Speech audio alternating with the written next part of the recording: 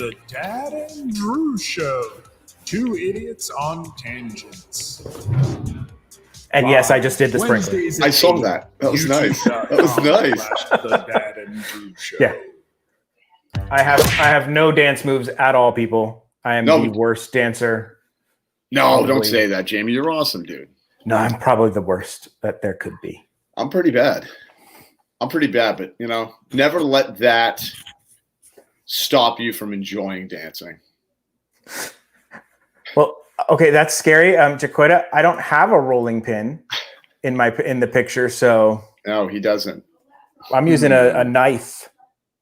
Ooh. Is your knife bigger than mine? Do I have a rolling pin in the picture? I don't even know. I thought you had a knife and a fork. I think it was a knife and a fork, yes. Yeah. Happy Turkey Day or happy pre-Turkey Day to everybody. Yes, Jaquita's in, Chasing Dreams with Mike. I got Mr. Andy. Andy I got O'Frisco. The Stranger. Oh, it's T Stranger. Oh, keep it clean, folks. T Stranger's in the house.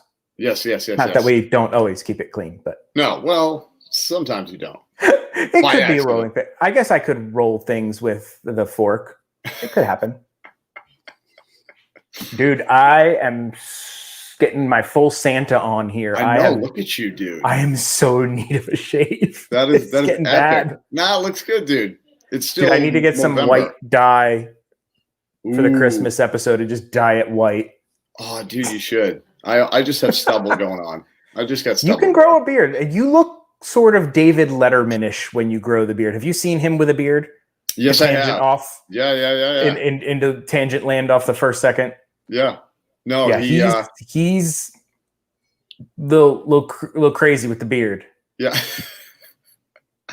Well, he was like, you know what? I don't have to be on late night anymore. So no, let's just we are doing fine. How are you doing, Ryan S? Yeah, we're doing all right. There's a little chill in the air tonight, which is nice. Yeah, in a couple days, few multiple days of very cool, crisp air coming through. I like it. Yes, we have seen your dad's beard. It is also getting a little crazy. Is he growing the Santa too? Is he going for Santa's look? I think he's going for the I want to stay warm in New Jersey. It's cold. I would do the same. I would grow a head beard if I lived up there. Just a nose beard. Just everything would stick in your nose. Tip of your nose and comb it. 4-day weekend. That's always nice. Oh, nice. I get a 1 day off. And then you have to go back on Friday? I do. It's kind of silly. Aren't the kids out of school? Yep. Veronica doesn't have to work, though. So why do you have to go back if there's no kids there? Because there's still facilities that like the grounds people, maintenance people, professors and stuff like that are still there. The housekeeping people. They have to eat. They still got to eat. And I'm like, why don't you just go to Chick-fil-A? Bring a lunch. Bring a lunch. Go to Chick-fil-A. Lazy people. Y'all ever hear of a brown bag? I know, man. Not cool. But I got to work. But it's okay because then I get the weekend off. Yes, but I get the weekends off anyway, so I can't got that going for you. Which is nice, Jamie. Which is really nice. So I saw you out at Epcot for the Food and Wine Festival. Oh wait, it wasn't the Food and Wine. For those of you who follow our friend Drew, just know there are no plans, and when there are plans, they're wrong. They're wrong. They're wrong. They're very wrong. And you should have seen the look on my son's face when who you conned into going. And then we're like, yeah, there's no food and wine. And he was just like, seriously? The only reason I came was for food and wine. What can you do? What can you do, Jamie? That's how we roll. We still had a lovely night. There were still Christmas trees. There were still decorations. There was definitely. You saw Alice in Wonderland, as Jaquita said. Yes, that was awesome. That was really Food and Wine-esque. Yes, she has tea, and that is a drink which is similar to wine. Yeah, which you eat with crumpets. Yeah, which is food. See how we brought it all the way around? I like that. Speaking of crumpets, I wanted to ask you this when you were in your live stream, but it's really hard in a chat for an in-depth thing. Sure. A, what is a crumpet? B, can you make them? 3, are they good? No, I don't know, and I don't know. Okay. Yeah, crumpets. I've always said it to her. I'm like, oh, crumpets and tea. Everybody says that whole thing, and I literally I have no idea what a crumpet is. Hey, Brian, NASCAR fan 22. Brian, welcome in. Not to be confused with Ryan S., who also seems to be a NASCAR fan because he has a NASCAR in his icon. Yes. Which I confused at first, the two of them at one point. I was always like, oh, Ryan's here, the NASCAR fan. Oh, no, it's Brian, NASCAR fan. And they sound Brian, Ryan, and they're both NASCAR fans. Yeah. Hey, Drew. Yes. When does your lovely Christmas album drop featuring hits like Have a Very Hairy Larry? Because, I'm really looking forward to some wonderful renditions of that. I got to get together with my producer and see when it would be appropriate to drop that album, for Christmas. That classic. Yes. Have a Very Hairy Larry. Have a Very Hairy Larry. And it was funny because I had said that, and then we no longer saw Very Hairy Larry in the chat. You sang Very Hairy Larry, made a song about him, and Very Hairy Larry said that's too much. He's like, dude, this isn't funny, man. Crumpets are like English muffins. Well, I like me an English muffin. I do too. And it's all about the nooks and crannies. Oh, isn't it though? Isn't it? Yeah. That's why I like I think it's with Thomas. Nooks and Cranny. That's like the best, dude. Because I've had like the other ones and they're not the same. Now, I want to know, are you a knife splitter of English muffins, or do you fork split them and just pull them apart? I'd have to say I'm a knife guy. You're a fork guy. We diverge on this. I am. Okay. I feel if you pull them apart, you get more of an uneven ridginess effect. Okay. And it amps the nooks and crannies up to 11. Okay. I see what you're saying there. I see what you're saying. A pull, not a slice. Why is Drew's named lowercase? Because that's how he typed it. Because that's how I typed it. Well, because I had to retype it, and literally, guys, I woke up from my old man nap, and that's why my eyes were puffy. Diana Lever's Assworth. Thank you so much. That's a name I hadn't seen before. I just wanted to recognize that. It was a name I had not seen before. And Drew can sing. He's actually a pretty good singer. I'm okay. Way better than me. I should never be allowed to sing. Well, I think everybody should be allowed to sing, Jamie. Sing and dance. Those two things are not on my list of skills. Yeah, I don't think I could do both. Hey, we only bring the hard-hitting topics here on the Dad and Drew show off to Fantasyland. That's right. And we also talk about pickles. We do. We got into that pickle conversation. I love pickles. Are you a pickle fan? I am a pickle fan. The kids and Veronica, they hate pickles. They absolutely. Are you a dill pickle, a bread and butter pickle? Sweet gherkin. I go dill, and I do love a sour pickle. Pickle is a good pickle. I'm not really big on the bread and butter or the sweet. I don't really I don't really care for a sweet pickle. How about yourself? I like them all, honestly. Do you? I'm good with every pickle you can get. There's spicy pickles. Have you found those? Yes. Oh, they're good. Those are good, man. There's a lot of them lately. Yep. There is a lot of. How about gas station giant pickle? Yeah, like the big sour. It's big like boy, dude. Yeah. And you always found them in gas stations, either in a bucket or individually plastic wrapped with liquid in the plastic. Yeah, I trust the plastic. Oh yeah, the bucket o' pickles was always a little sketchy, but I, being the New Jerseyan, was like, meh, New Jersey hasn't killed me. This pickle will be fine. Not yet. Jersey hasn't killed me yet. No, I've eaten them. Moonshine pickles. Interesting. Moonshine pickles. They will make pickle out of anything. Yeah. Well, guys, you know what time it is. It's time for Disney, Universal, theme parks, that kind of stuff news. You didn't think would be more did you? All right. We have some good news for y'all folks tonight. Good news is always nice, Jamie. At least I think we have some fun news. We better not have sad news, Jamie. No, we try to stick away from the sad news. Yeah. Really? Because it's sad. And 2020's had enough sad. Oh, tell me about it. Oh, Dude. I like a Wawa. A Wawa's good. Jersey had barrels of pickles. Yes. Okay, yeah, see, it's a Jersey thing. Jersey had big barrels of pickles in their gas stations. Really. They don't mess around. They don't mess around with pickles. They don't. All right, I'm going to share this. This is the first view. Boom. Oh, that's not it. Oh, that's a later story. Everybody close your eyes. Everybody avert your eyes. Don't look. Man. Okay, let's Can't believe put that one down. Can't believe it. Well, it's like my thing opened up two different things. Here we go. I hate it when things open up. There we go. Yes. Drew sent me this one before he even knew I had it in the news. That's so crazy. But I don't know why you're excited about it, because it seems odd for a local. All right, I'll get into what this is. There is going to be a high-speed rail station coming to Disney Springs. For those of you who don't know, there is a train line called Bright Line. It is going to be a high speed, but don't think like Japan bullet train high speed.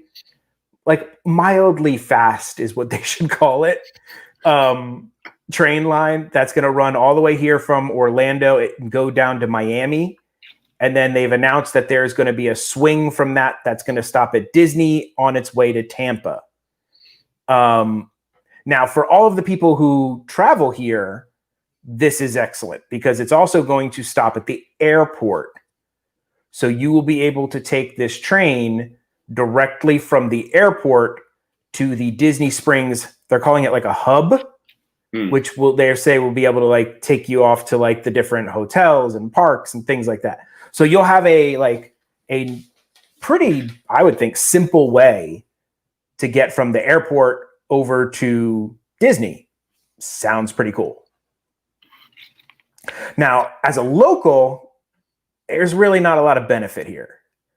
I was excited originally when they announced this thing is going to Miami, because I was like, oh, I like Miami, but I don't like that drive. The drive to Miami, for those of you who don't know from Orlando, is like 3.5-ish hours. So they're like, we're going to do a high-speed train that's going to get you there in 3 hours. And I'm like, well, I can drive there in 3.5. And they're like, oh, and probably going to be about $100 a person round trip. So I was like, okay, so me and my 3-person family are now going to have to spend $3 to get to Miami 30 minutes faster than if I drove for like $12 in gas. Yeah. Well, it's for people maybe who just don't want to drive and they're rich. Right.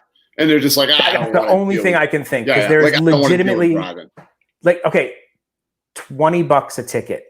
I would pay $60 round trip for my family of 3. I'm in.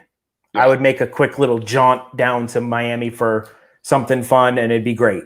I'd take a day trip to Miami that way. No way. They're saying that just from Orlando to Tampa is going to be a 1-hour trip and $70 round trip. It's just not worth it. Yeah. If you're looking to save money. Yeah, and I think they're saying from like even from the airport to Disney Springs is going to be like $20. So if you got a family of 4, that's $80 right there. I'm sure you could get an Uber XL for like 30. No, that's true. But it's a train, Jamie. I like to stand up and walk around. Is there a bar? That would be probably one of the reasons that maybe some of these people are doing it. Yep. Well, like I said, they're like, I don't want to drive, and you know what? I want to drink while I'm on a train. Exactly. Off to Fantasyland has it right. Here's the 2 things that would make this make sense. A, okay, it's $100, but you're there in an hour. Okay, now you're talking a little bit more value towards service. Now I'm going to cut 2 hours, 4 hours out of it round trip. Then it's worth a premium. But to basically get there in the same time makes no sense to me. But yeah, so how fast is it going? At certain portions when the track will allow up to 120 miles an hour. Now, if you've driven on I-4, I have been passed by people who have been doing up to 120 miles an hour. Oh yeah, they usually are in they're fast cars, obviously. Yeah, or like a Hyundai Elantra, like just blows by you where they've pegged the thing. Oh yeah, pieces of the car falling off. It's like NASCAR. Yeah. But So not as cool. I mean, it's an interesting theory. I don't think that the pricing model works, in my opinion. Maybe I'm wrong. Let me know in the comments. But I don't see value to benefit, time to cost, or any of it. It doesn't make any sense to me. Right. Yeah. No, I get it. But I think it's a train. It sounds cool. Like you sound like a real city. That like, oh, there's like a high-speed train. Now, you want to sound of the city of the future? I didn't even pull this story, but I heard about it. There is a air taxi service opening up, and it's going to be hubbed out of my hometown here in Lake Nona. They are electric air taxis. Think of like a big old drone. Okay. And you get in this big old drone, and it takes you where you want to go. Like, I'm assuming they haven't announced any kind of details about pricing or anything. I'm assuming buku bucks.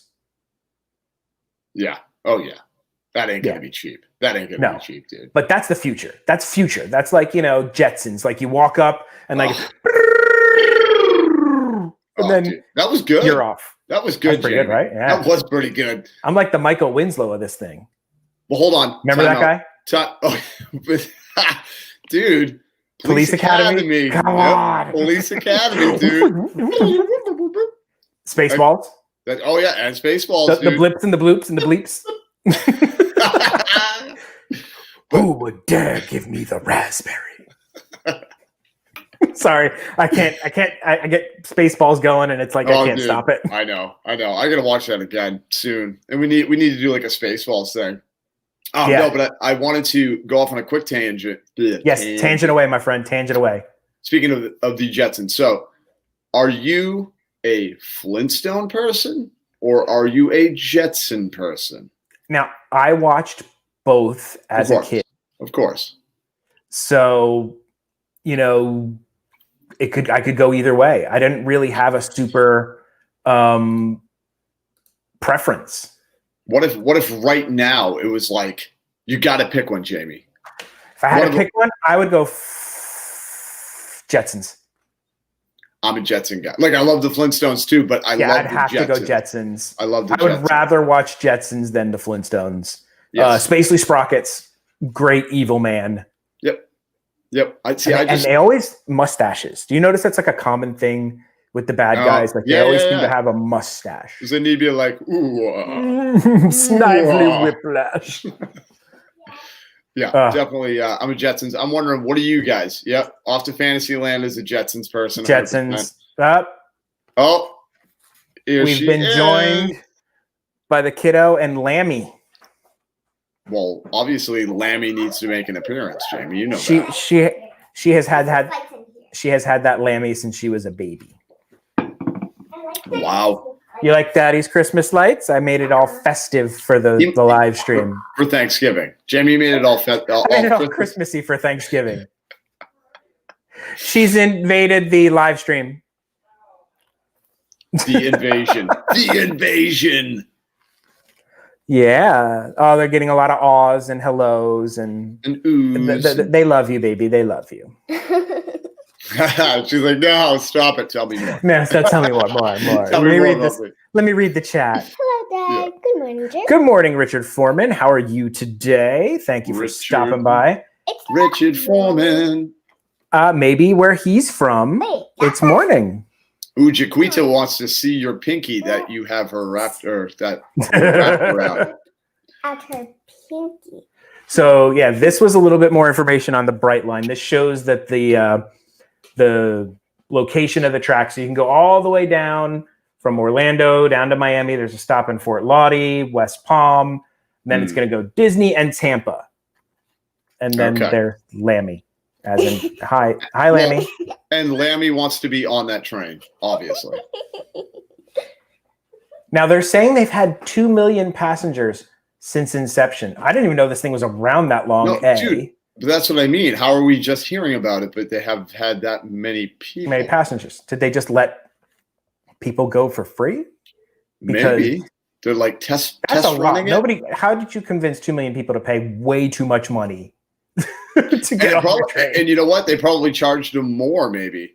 Maybe they're like, well, this is new. You got, Yeah, you got to pay for the experience. You want to be the first to go. You want to be part of the first 2 million to go on it. You got to pay a premium. You got to pay a premium. You can't watch videos in here when we're doing this, okay? Because those videos will play, and then Daddy will get copyright infringements. Yep. Shut down the stream. Boom. Oh, dude, it actually, I was recording something one day, and she came in here listening to one of her videos in one of the toy channels or whatever. And dude, YouTube picked up that audio and immediately shut down my live stream that I was testing. Really? It immediately shut it down. I was like, wow, they are protecting those people big time. Oh, yeah, dude. That's crazy. You live in the dead center of Naples and Fort Lauderdale, and there's talk of a road going straight to Disney. Oh, that'd be nice. In an hour, that'd be great. Hello, everyone. Happy Thanksgiving. That's Drew's wife. Yeah, Conchita Magic. Hi, Queen V. All right. Hi, Queen V. I love it. I think I meant Queen E. Well, you're Princess Eve. Uh-huh. They call Drew's wife Queen V. Oh. Not to be confused with Queen B. No. So, Drew, did you look into this story? I know I sent you the news. Did you have a chance to look into them? I did not, actually. I'm not going to lie. I did not. So we originally, I was like, I feel bad because I talk all the time, and I talk over Drew. My wife has told me I talk over people, which I do. I agree. So I was like, Drew, we'll go back and forth, and I'll do one, and you do one. And Drew didn't do his homework apparently. No. But here's my only defense. I was planning on taking my nap, my old man nap, and then I was going to wake up and read over it. Mm-hmm. And literally, I woke up at 7:40, like, oh crap, I got to get up and I got to get ready. But there's no excuse. There's no excuse for me.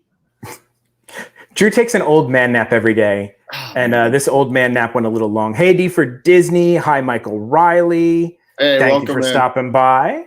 Thank you. But you know what though, Jamie? But you are so good at doing it. But I will do my homework next week. I promise. No problem. We are going to get over that. That is actually coming up here very quickly. So she thought, "How do I cook a turkey?" is very funny. See, it's Conchita's because she wasn't home to wake Drew up because Drew is useless without his wife. I really am. So this one I thought was pretty neat. Now, if you can do it yourself, or if you have kids at home, this is something that Disney put out on their blog. I'm going to put the link down in the description, but it is a paper castle.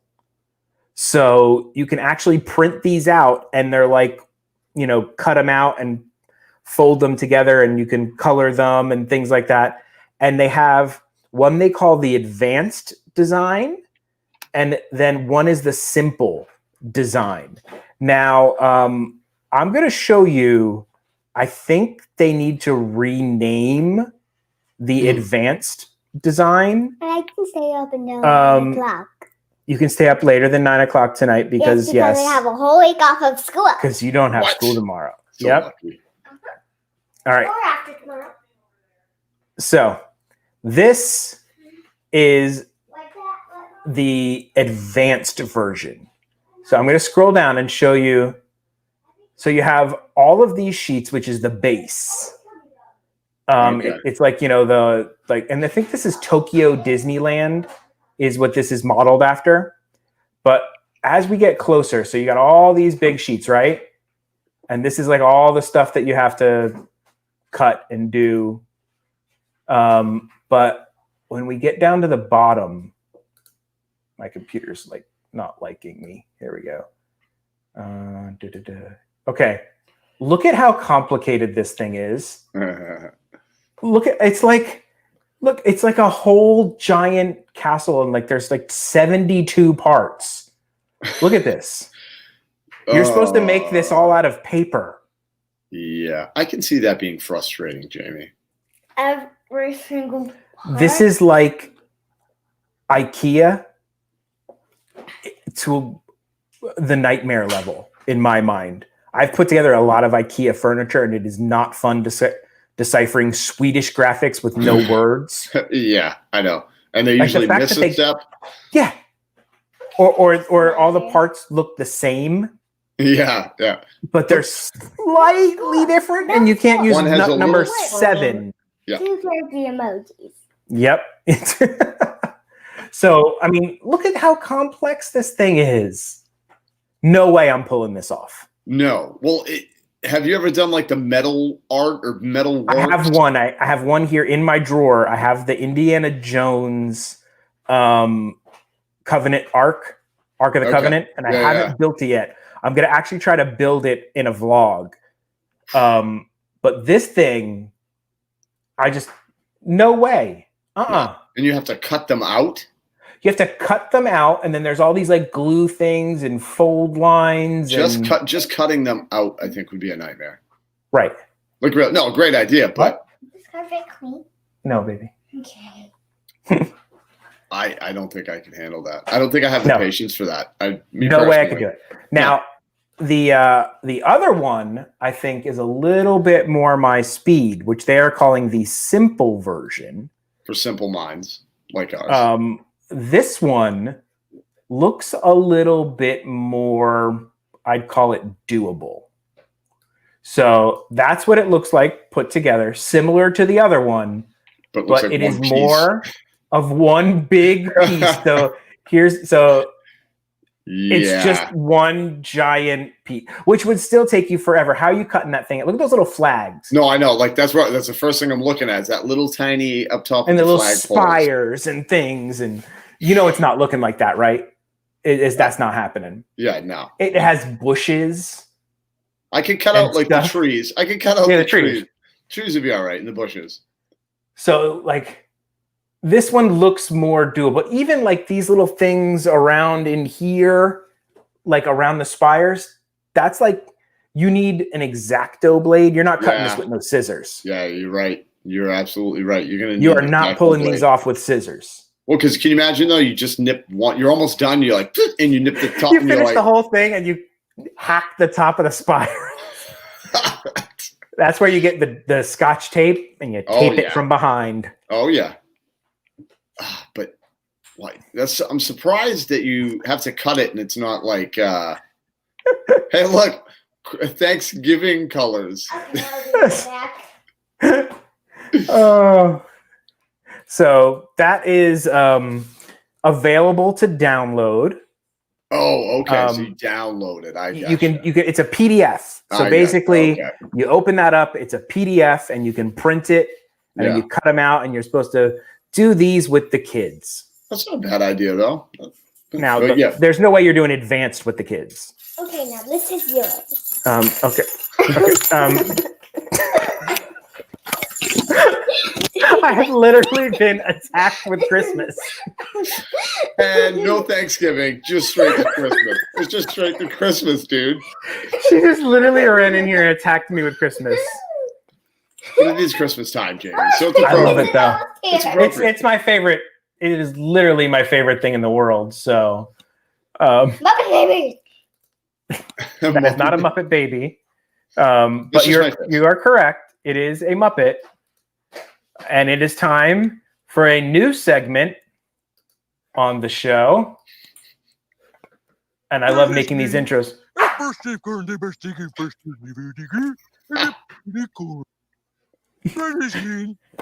to do it again. Dude, it's so awesome. And a pumpernickel. I love the Swedish Chef, man. I really, really do. I do too, man. He just cracks me up. So ridiculous. So this is our new segment. These two idiots can cook, because it's hard to believe, but Drew is actually a professional baker, and I am a professional idiot who can actually cook. Well, I think we're both cases. professional. Well, we're both professional idiots. That's for sure. Well, she's my helper. She always helps me with most of my cooking adventures, or chokes me with things. With Christmas. I think I should get like bonus points for this one, because this is like kicking this up to like a level difficulty of 7 or something. Yeah. Sorry for my mic getting knocked off. Hold on. That's all right. Mike doesn't mind it. All right, there we go. All right, I'm going to share a screen, and I have decided to tell you guys, I know this may be the first time that a lot of you, due to this whole apocalypse, are cooking dinner for Thanksgiving. A lot of you guys, go home and somebody else takes care of all the cooking and you don't have to. And this may be your first year taking care of the turkey. Okay. It's good. Okay, you can't hit the mic. Be careful. So this might be your first year taking care of the turkey. I'm going to show you the absolute easiest way to cook a turkey. It is called spatchcocking. I know it sounds dirty, but it is not. No, but it's fun to say. It is. Go ahead, Drew. Give it a try. Spatchcock. Spatchcocking. Yes. And all it means is butterflying. So what you're going to do to your turkey, instead of the big bird sitting in a roasting pan in the oven taking 3 or 4 hours, you're going to cut the backbone out of the turkey. And then you're going to lay the turkey flat and roast it in the oven. And you will be able to roast a 10 to 12 pound bird in like 60 to 80 minutes. So much quicker. Which is ridiculously faster than cooking a bird the traditional way. It also gives you the benefits of, since everything is flat, everything cooks at an even rate. So your breast on your turkey doesn't get all dried out by the time your dark meat gets cooked. So everything cooks evenly. Put on your head. So everything cooks evenly. So it's actually not just faster, it cooks better. This is not easy, by the way. You're doing a heck of a job, baby. I'm trying, folks. Why? Deep frying a turkey is great. I do like deep frying a turkey, but over 20,000 people burn their house down every year. Yep. Or trying to deep fry a turkey. Or die. There are people who die. Legitimately. So I'm going to go ahead and step you through this. I cut this out of one of my videos, and we're just going to go ahead and step this through. Drew's never actually done one of these. No, but it's funny because you were saying, sorry, on a quick little tangent, but it's the same thing. How come they just didn't call it butterflying a turkey? Like, besides the fact that it's an awesome name, I get that. But I'm like, why didn't you just say you're butterflying a turkey? I think because they want to be fancy. Well, you know what? You're right. Because it is kind of like, whoa, what's spatchcocking? And it's like, let me show you. And then you're like, well, but isn't that butterflying? Yeah, but it's different. Because but it's this man just butterfly the turkey. I have spatchcocked my turkey. Spatchcocked my turkey. Yes, it just sounds, fancier. So, okay, we're going to go ahead and start the video. And this is a cut down version because honestly, this is super easy, folks. So I'm going to step you through it. This has nothing. So what you want to do is you flip your turkey over so the backbone is facing you. Run your knife down the outside edges of the backbone. You'll see the backbone of the turkey. And you can see where I'm cutting right down the middle. And that's going to really basically score everything. The next thing you need to do is get a really good pair of heavy-duty kitchen shears. Because cutting through it with a knife, you'll either damage your knife or be a problem. So you just mangle these things with a good heavy-duty pair of kitchen shears. Yeah, you ain't messing around. You cut through all the bone, the wishbone, everything. You just go right through it all. And you're going to pull that backbone completely out. Now hold on to that because here's what I do. I take that out. I put that in a pan with some vegetables, sprinkle it with salt, pepper, garlic powder, onion powder, season that backbone up. And then I roast it at like 350 for like, I don't know, an hour, hour and a half. So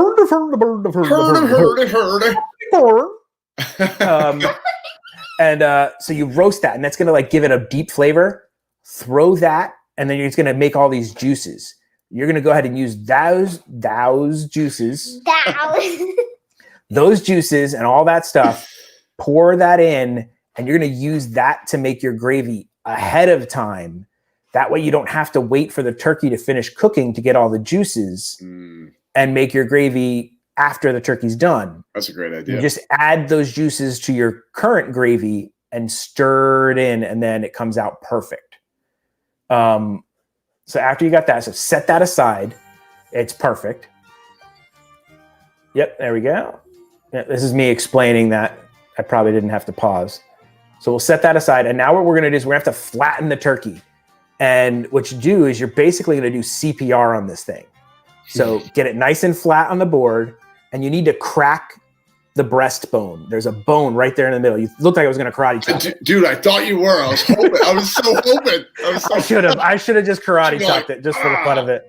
Right, so you're going to basically just perform a little CPR. And you're going to push down until you hear that sucker crack. And what that's going to do is you want the bird to lay as flat as you can. And once you've got it all nice and flat, move the legs out, really mangle it. I mean, you got to, and out comes the rolling pin, according to Jaquita. Welcome in, Drew Risers. Hey, Drew Risers. And okay, so I'm just pushing down on everything to really kind of get it nice and flat. And then see the little tips of the wings? You want to tuck them underneath the bird, because if you leave them up like that, they're going to burn. Yeah. So you're just going to tuck those underneath the bird. And there's a lot of people who do like fancy brining and all this kind of stuff on a turkey. You really don't have to do that. Most of your turkeys already have a lot of salt in them, so be careful with that. So all I do is I make a butter mixture. So I boil up some butter and some garlic and some spices, and I make that. And then I inject it. Like the doctor in Cannonball Run. Remember that injector that he had in that scene? Is a great scene. And you just pump your turkey full of butter, which can it get much better than that? It really can't, dude. You're injecting butter. Although be careful though, because as you've poked other holes, if you push too hard with the injector, butter will shoot out of another hole of the turkey. That's not good. No. And you don't want that. You just don't want that. You don't want that. So now you massage the turkey gently in not too terrible a way. Too forceful. And all I have in there it's garlic powder, onion powder, salt, and pepper. That's pretty much it. Season up really well inside and outside. And then the way you roast one of these, the best way to do is just lay down a bed of vegetables. So it's a bunch of onions, a bunch of celery, carrots, just kind of whatever you have. And you're not going to eat these, so it doesn't even have to be the good parts of the vegetables. It could literally just be the offcuts. So what you're trying to do is make something to rise the turkey up off the pan. Sorry, and a side of fava beans. Andy said, and whisper sweet messages at it. And whisper sweet messages is the turkey. So it's happy. Now I have little wire racks that I put on top of the veggies, and it helps it cook a little bit more evenly. If you don't have it, you can use a baking rack, anything you have just to keep it off the thing. And you can sprinkle any other herbs and spices on there. You can do oregano, basil, whatever you want on the outside of the bird. Stick it in the oven for about 60 to 80 minutes. And it comes out looking like this. That looks so nice. The skin will all be crispy because it's all been exposed to the heat. Good point. Yeah, I didn't think about that. So you get crispy skin all over. Everything is juicy and moist. And then what you want to do is you want to tent it. This is very important for any kind of bird you have roasted or done. You want to tent that. So take it out of the oven, put tin foil over it, and just cover it and let it sit for at least 15 to 30 minutes. What that does is it redistributes the juices from the turkey back into the meat. So if you cut that bird right away, all of the juices are going to run out and be on your cutting board and not in your turkey. So you let it rest for 15 to 30 minutes. And then when you cut it, the juices have seeped their ways back into the muscles instead of just kind of being hanging out. And you're going to get a way better, way juicier turkey.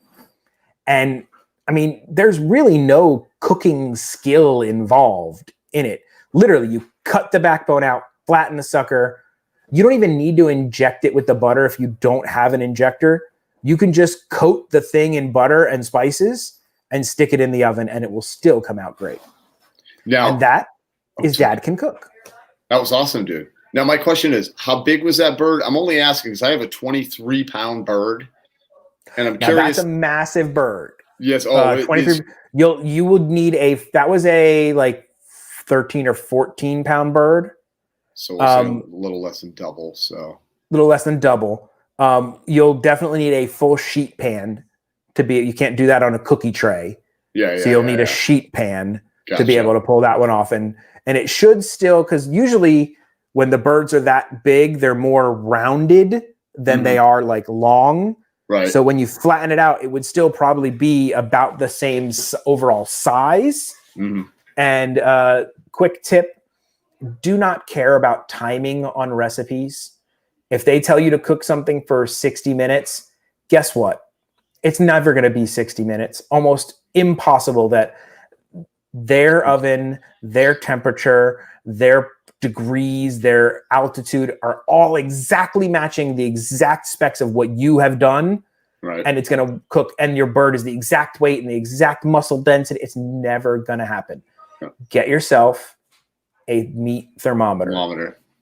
Yep. And cook the turkey until it's 155 in the breast and 165 in the thighs and the dark meat. And then your bird will be done correctly and not overcooked. She's like moving in, by the way. She has a bench. There's a backpack in here now. Hey, why not? So yeah, don't stress over the timing and following it exactly. Check it when they say to check it. So if they say cook it for 60 to 80 minutes, check it at 60, see where you're at, and then just keep checking it. Like on that bird, I would probably say you'd probably be done in like an hour and 30, maybe like 90, 95 minutes versus, the 60 on a smaller bird. Yeah. But still, a 23-pound bird would probably take 5 hours. To roast the traditional way. Right. And okay, why do you have a 23-pound bird? Do you know why? Let me tell you why. So for those of you who don't know, I work at a college, and Queen V also works at that same college for the same company. Long story short, they had a turkey drawing, a raffle turkey for 2 people in her area, like, where she works, and 2 people where I work. And I mean, we're talking about a good 60 people. Veronica wins all the time. She's the luckiest person with winning. And she won the turkey. She won the turkey from work. And they were like, it was over where I work, where they had the turkey. So they were like, all right, go pick your turkey. And of course I went in there and there's 4 turkeys. And I was like, 20 pounds. 18 pounds, 23 pounds. So I went, boop. The 23 is going to be ours. Yep. It's a lot. I usually take over the whole outfit. Was it frozen? No. It was fresh. Ready to go. Maybe you could cut that sucker in half. I wonder if and literally freeze the other half. That's not a bad. Well, can you do that? I'm curious. Yeah, why not? Like if it's already, I don't know if it's already been frozen. I don't know. It might say it on there. No, maybe I'll have to check. Yeah, because usually you can refreeze things if they've been frozen once or twice. Yeah, it's when you refreeze them multiple times that you get a problem. Like any poultry, I always get a little weary. You know what I mean? Because it's poultry. And I don't want to get anybody sick, but yeah, but I do want to try that spatchcocking, or even, like you said, just cut the thing in half, man, and cook half. Cut the sucker in half, man. Cut half of it. Maybe I'll do that. Yeah. So next time we will have Drew teach us something. Yeah. How to bake something. Yeah. Which I need to ask him about later in the show. So stay tuned. Yes. All right. This is the next story. So the thing that's going to get me to eventually go to Disneyland is this Avengers campus. It just looks amazing. Last week we went over the flying Spider-Man and all that kind of stuff. And, it was amazing. Now they're doing like this special release at the downtown Disney over there they're calling them Spider Bots. It's going to link into the ride. I think they're like the bad guys of the ride or something. Mm-hmm. Like there's some bad guy who makes all these robot spiders and they attack people. So they're going to sell these things and they're like supposed to be like little intelligent toys. Remember how like when BB-8 came out and it was like all the rage and everybody wanted a BB-8? I have one. Yeah. I have one too. And it was awesome. Now, kind of lame, this one. It just doesn't look detailed. I think that's my problem. It just does. Like it looks very like you could. I don't know. I know what you're saying. It's very. I think it's very aimed at a 7-year-old. You know what I mean? The top just fell off, and that's supposed to be like the big thing. I mean, not at all. And they're like, there's going to be an exclusive pass holder preview where you're going to be able to buy these. And I'm like, really? Do you think that's going to be that popular that people are going to be like? You know what, though, Jamie? You never know with people. All of a sudden, it could be like the best thing ever. Or not really, but. I mean, Tickle Me Elmo, I don't think this thing will be. Yeah, no Cabbage Patch Kids. No. But if you're interested in it, December 4th is where you're going to be able to go to the Disneyland Backlot Premiere Shop and purchase these. They don't have a price out on them. But if you're an annual pass holder, you'll be able to get a pre-sale event November 30th through December 3rd. Yeah, I don't. No. I think I'd like it if it. Hey, she wasn't very excited about it. She's like, that wasn't that cool. It looks like a cheap Toys R Us toy. Yes. And then Ryan says it looks like something that you can get in the toy aisle at Target. It really does. It doesn't look like some sort of Disney exclusive. Like No. It's just not. It just looks like a regular toy that you can buy and play with forever and hours and hours and hours and hours and hours. And then you would just get bored. Hey, Kara. Hours. AKA you have a great Robert. turkey. AKA Robert. You have a great and happy turkey day and stay safe. Always stay and safe. now I know that is Robert, and I keep thinking it's Kara. I wasn't too blown away by that. That's kind of lame, I have to admit. I do. Right? Have to admit. Yeah, it wasn't really cool. No. It's no BB-8, dude. Put it that way. It's no BB-8. Like, I love my little BB-8. I'm getting a BB-8 Lego set for Christmas. Oh, yeah, I'm getting a BB-8 Lego set for Christmas. She circled it in the book, so that means I'm getting it. Well, of course. Obviously, Jamie. But now it's not going to be a surprise. No. Yes. So, speaking of surprises, yes, not really a surprise, but guess what? There's going to be more dining options for you when you go to Magic Kingdom, buddy. Yeah, I know. I just started reading like this stuff. I'm very excited what I saw. And I started reading the news that you emailed me. Yep. And Hollywood Studios. So first thing is Hollywood Studios on November 25th, Woody's Lunchbox is finally opening up.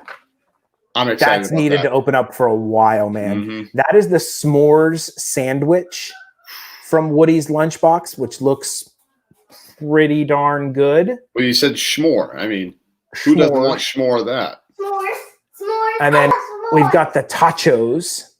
That's what I want to get. Which is something that I think Drew has got to try. Yes. I saw the picture, dude, and we were going to get it that day, and then it was closed. Obviously, it wasn't open.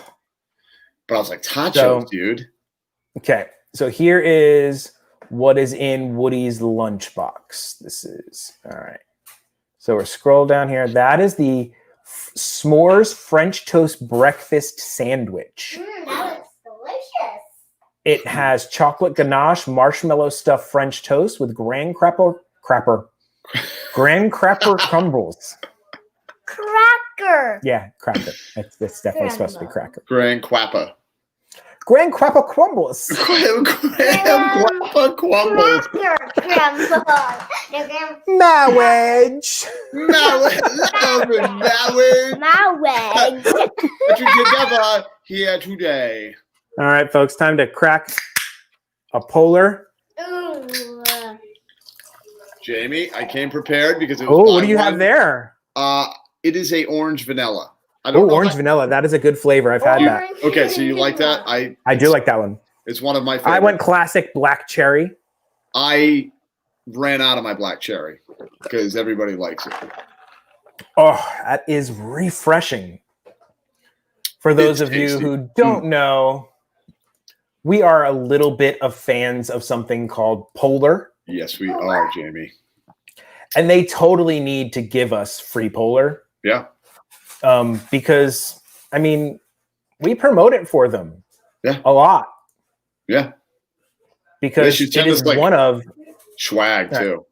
I just have to. It's I have to. Yeah. All right, here we go. We like it so much that I made a commercial for it.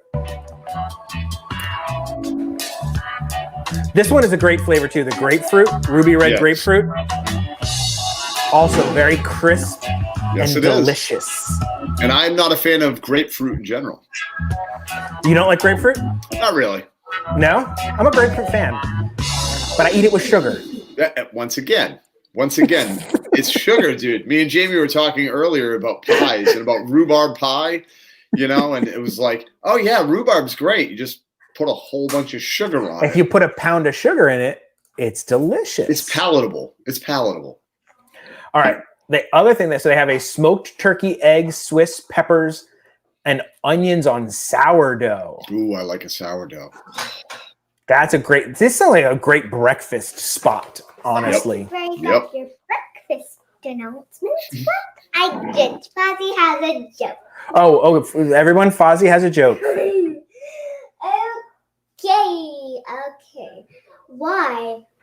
Why was the broom late? Why was the broom late? Mm-hmm. They said why? Because he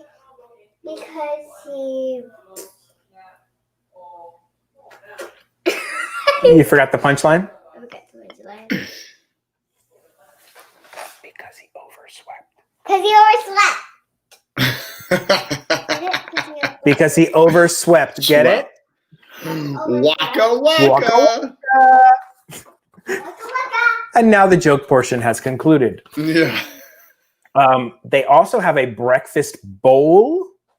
Ooh. Now, are you a sausage gravy fan? Are you kidding me, man? Since I moved down here in Florida, like it's not real. Well, at least for me, it No, was they not a don't. thing. No, they don't. Up north, it is not a thing. No, it really isn't a thing.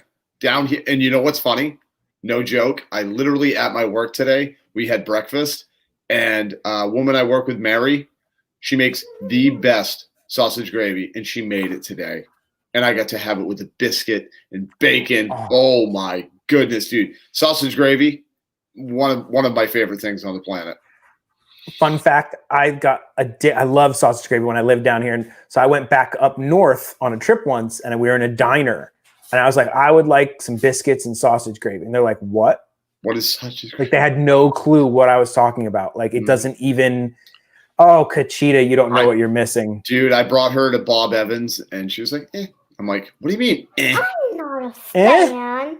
Sausage gravy is so good. This one has potato barrels, which are just tater tots. They're tots, man. Brisket country gravy. So not sausage gravy. They made gravy from brisket and scrambled eggs. Now that's a breakfast I can get into. Yeah, me too. Me too. You had me at gravy. When I get to eat gravy, all right.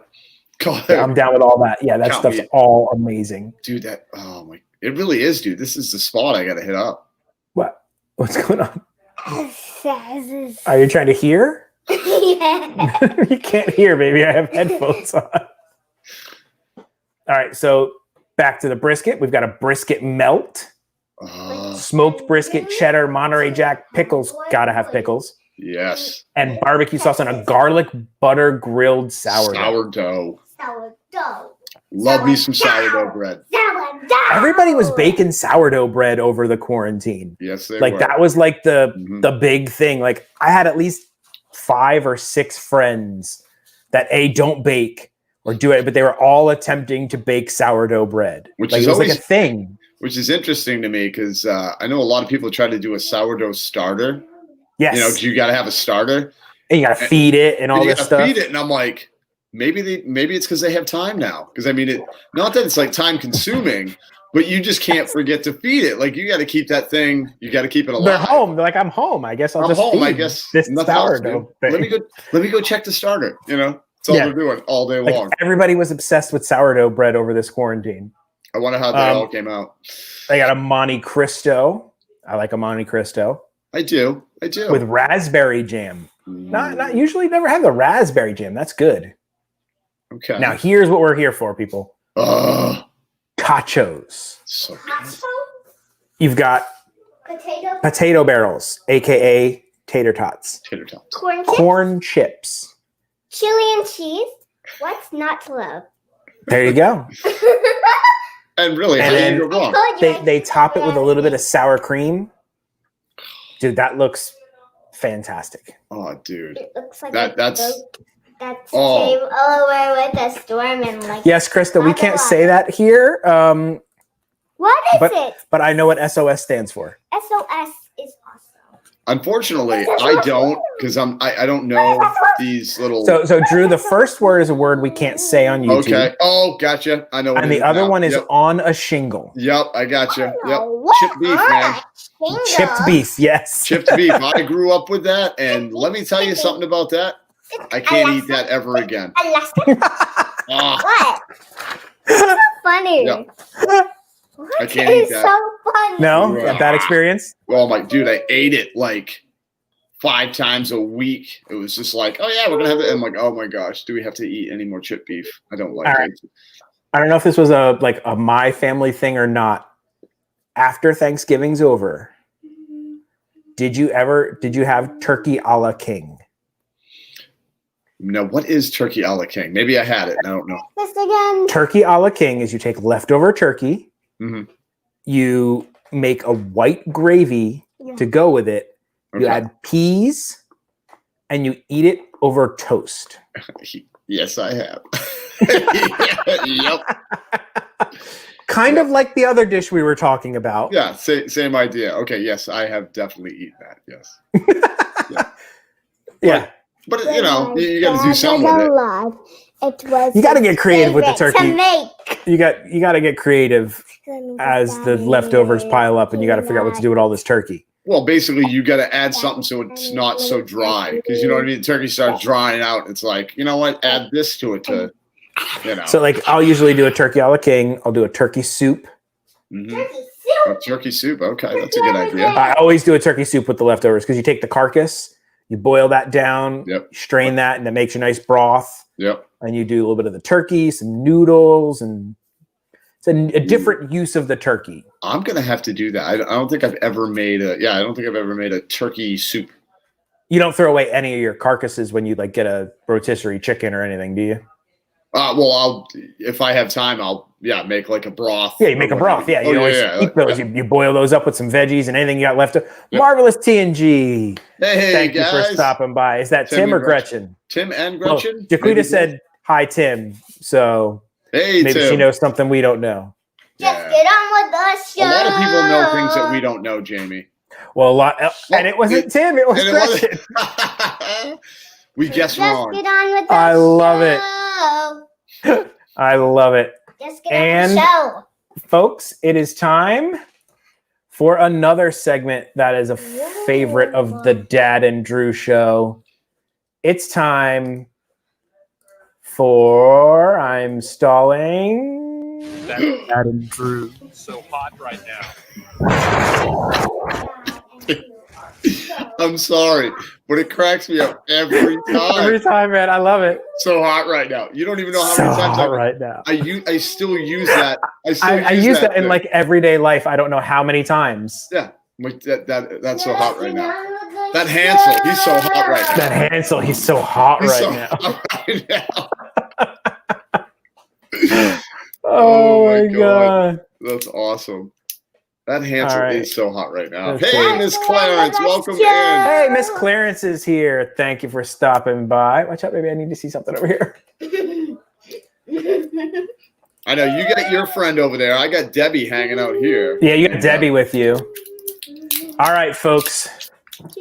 We are going to go for a mild one today. Which is This gonna one be is not a hot one. It is only a 4 on the heat level scale. Oh. This is a flavor sauce. yes, it is. So glad I can see. She has been waiting for me to try something terrible, to see me try something terrible, but I'm sorry, but this one's not going to be really hot. Okay. Well, that was like Lucas kept bugging me. He's like, Dad, tell me when you're going to do the chip. And I was like, okay. Oh, I've never do that. Was the worst tasting thing I have ever. Jamie, I'll take the lollipop over the chip. Jamie, I said the same thing to Veronica. I swear to God, just so everybody knows. So like how hot was the lollipop? Me and Jamie, Like really hot. Really like hot? we both agree that we would both do that lollipop again. I would do that lollipop twice. Seriously. Before doing the chip once. Because my stomach felt horrific. Terrible. I've never had like the messed up bubble guts from eating or taking something like that. No, dude, out of all the sauces and everything we've done, that was the one thing. Get on with the show. Come on, Drew's trying to talk, baby. I talk over Drew, not you. That's right. That's right. But no, yeah, I never again, dude. Like I would literally, And it tasted like old feet. Ugh. And not like Parmesan cheese. Smells like old feet, but tastes delicious. Yeah. This smelled like Parmesan cheese and tasted like old feet. Like the opposite. Like if you were to flip them on their head, it was that bad. Yeah. Terrible. No, it was horrible. But Lucas and there's came a reason it's one chip. But Lucas came in and watched me do it, dude. And it was like, I could see, like, after he was like, okay, Dad's messed up. And then the next thing you know, he's gone. He's like, yeah, I got to see Dad get messed up and I'm out of here. I got to see Dad get messed up yet. But no, so yeah. this one should be actually tasty. This is a peach Vidalia onion sauce, and it's only using cayenne pepper.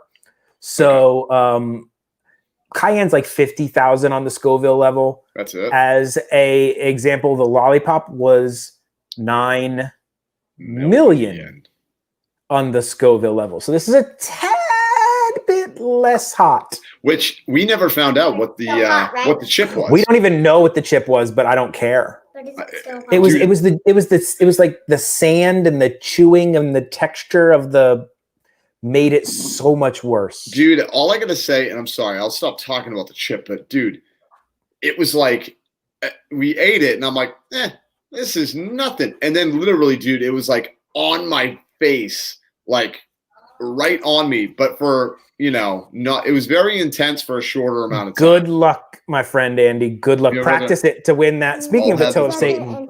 Oh no. Speaking of the toe of Satan, we are giving away a Thanos backpack for doing the toe of Satan challenge on our live show. We have one person who has said they're actually two. We've got Andy and D for Disney. Those two have joined and said they're down. We need at least 2 more. And once we have at least 4 people, we are going to have them try the toe of Satan lollipop, which is the lollipop we tried. And Drew, what's the rules? How's this thing going to work? So the rules are, guys, you have to buy it and you need to show us proof that you purchased it and you actually have it, in your possession. So we know that you're really going to do it. Also, you have to be willing to come on the show live. Understand you're going to be on the live show and make sure you're able to make the live show on the day when we set the date for you guys. Make sure you're actually available that day. So win that backpack, that Thanos Infinity Gauntlet backpack, donated by the very lovely Sammy Skidoo, who is a great supporter of us and this channel. And I don't know why she's not here tonight. She's probably working. She was here. Oh, she didn't. Okay, I don't see her. No, she is. Say hi, Sammy, if you're here. And we want to see she donated that backpack, and we want to say thank you so much to her. Yes. And that's the rules. Purchase it, being willing to come on the show and outlast the other idiots. That's pretty much it. And it's I'm sorry, we didn't. Yeah, I didn't. Oh wait. Marvelous. So Gretchen that's your mom's not Jaquita, right? Is that? Yes, that is Gretchen's mother. So Jaquita wants to do it? I think she's kidding though. Jaquita's like, who's your mom? Who's your mom? Who's this mom you speak of? She's like, I'm no part of that, man. She's like, But yeah, I'm not seeing anybody wanting to do this. It'd be so much fun. You guys should get We crazy. have two. We have two. We have Andy and D for Disney. Now we just need 2 more, guys. It'd be fun to have 6 because it would be. But like for any of you guys, you could be going against 3 other people or whatever that only last 10 seconds. If you last 11 seconds, careful, don't you win yourself a backpack, and it's only $7 for the lollipop. For the lollipop, it's really easy. Yeah. All right. So this one has peach, onion, tomatoes, cayenne, and they add a little jalapeno in there for good measure, I guess. To really bump it up a notch, to get it to level 4. This one has like I saw that. Like a viscosity to it. I think that might be the tomato sauce in there. Yeah. You gonna smell it? You gonna smell it? Ooh, smells good. Smells delicious. It definitely smells tomato. Almost ketchup-y, but this is not ketchup, so don't come near it. Yeah. The kid loves ketchup, so I was like, no, do not. This is not ketchup. All right, I'm going full spoon. All right, so you're doing spoon. I grabbed. It pours quite nicely. Ooh, you got an egg roll. I got an egg roll. I love egg rolls, man. You like egg rolls? I do. Oh, Big fan. Love egg rolls. All right, here we go. I got my spoon. He's got a spoon, and I'm Drew's egg roll in it. I'm wondering why they have it like this though, because like the little hole. Mine doesn't have a little hole. Really? Mine was holeless. Look. No, unless the hole came off in the top of my lid. Mine was holeless. Yeah, no hole on mine. Holy cow, that's crazy. All right, I'm trying to get enough. Pop that sucker off. This is going to get good. Stupid thing. Sorry. I'm holding up the Sammy. show. I'm holding up the show, everybody. I'm going to dump this everywhere, but it's okay. There's our Sam. I don't think there's going to be any crying on this one, Sammy. It's only a 4. You ready? All right, Jamie. Cheers, buddy. Cheers. Oh, that is delicious. Oh, my gosh. Oh, my God. The peach is so sweet. The peach with the onion. You tasting that onion too? Oh, getting a lot of the onion. Mmm. Oh, my God. That is a drinking sauce. Dude, I almost like this as good as the mango. Is mango, right? Yes, that mango was our favorite before. Wow, I'm not getting almost any heat at all, though. Like a tiny tingle of heat. Yeah. I think a wimp could take that without a problem. I think a wimp could take this, dude. But that is absolute, just perfect flavor. The flavor, dude. This company is constantly blowing my mind. Like, really? Yeah. These are all from a company called House Autry Mills. And they are local in Florida. If there wasn't a pandemic, and eventually maybe when there isn't a pandemic, we're going to just go knock on their door and be like, hey, we're here. We'd like to do a tour. Oh, dude, seriously. And free samples along the way. Yeah, and we'll taste test. To get this one. Yes, Jaquita, this literally I may have to get this one. The slightest hint of heat, barely a tinge. Tabasco is way hotter. I would agree. Tabasco is hotter than this. Mm-hmm. It is delicious, though. Like now, I'm thinking you take that and then you take one of those like really hot ghost pepper ones. You mix a little bit of the ghost pepper in that one to kick that up the heat level. Mm-hmm. I think that might be a winner. Like you mix the flavor of this with the heat of another one and give that a mixture. That'd be a winner for me. Well, you know what you can do? Take the peach and the mango. One really hot sauce. Mix those together. 3 really hot sauce. Honestly, we need to convince them to make a Dad and Drew version. Oh my God, dude. That'd be awesome. Where they kick the heat to 11, but keep the flavor. Mm-hmm.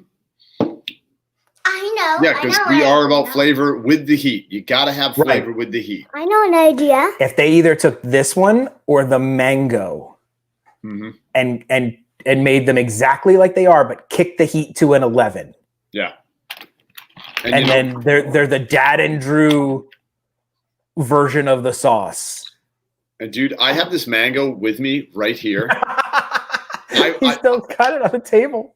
Dude, I got to. That we could do. You got to A/B test it. A/B test it. See which one you prefer. I'm gonna do it.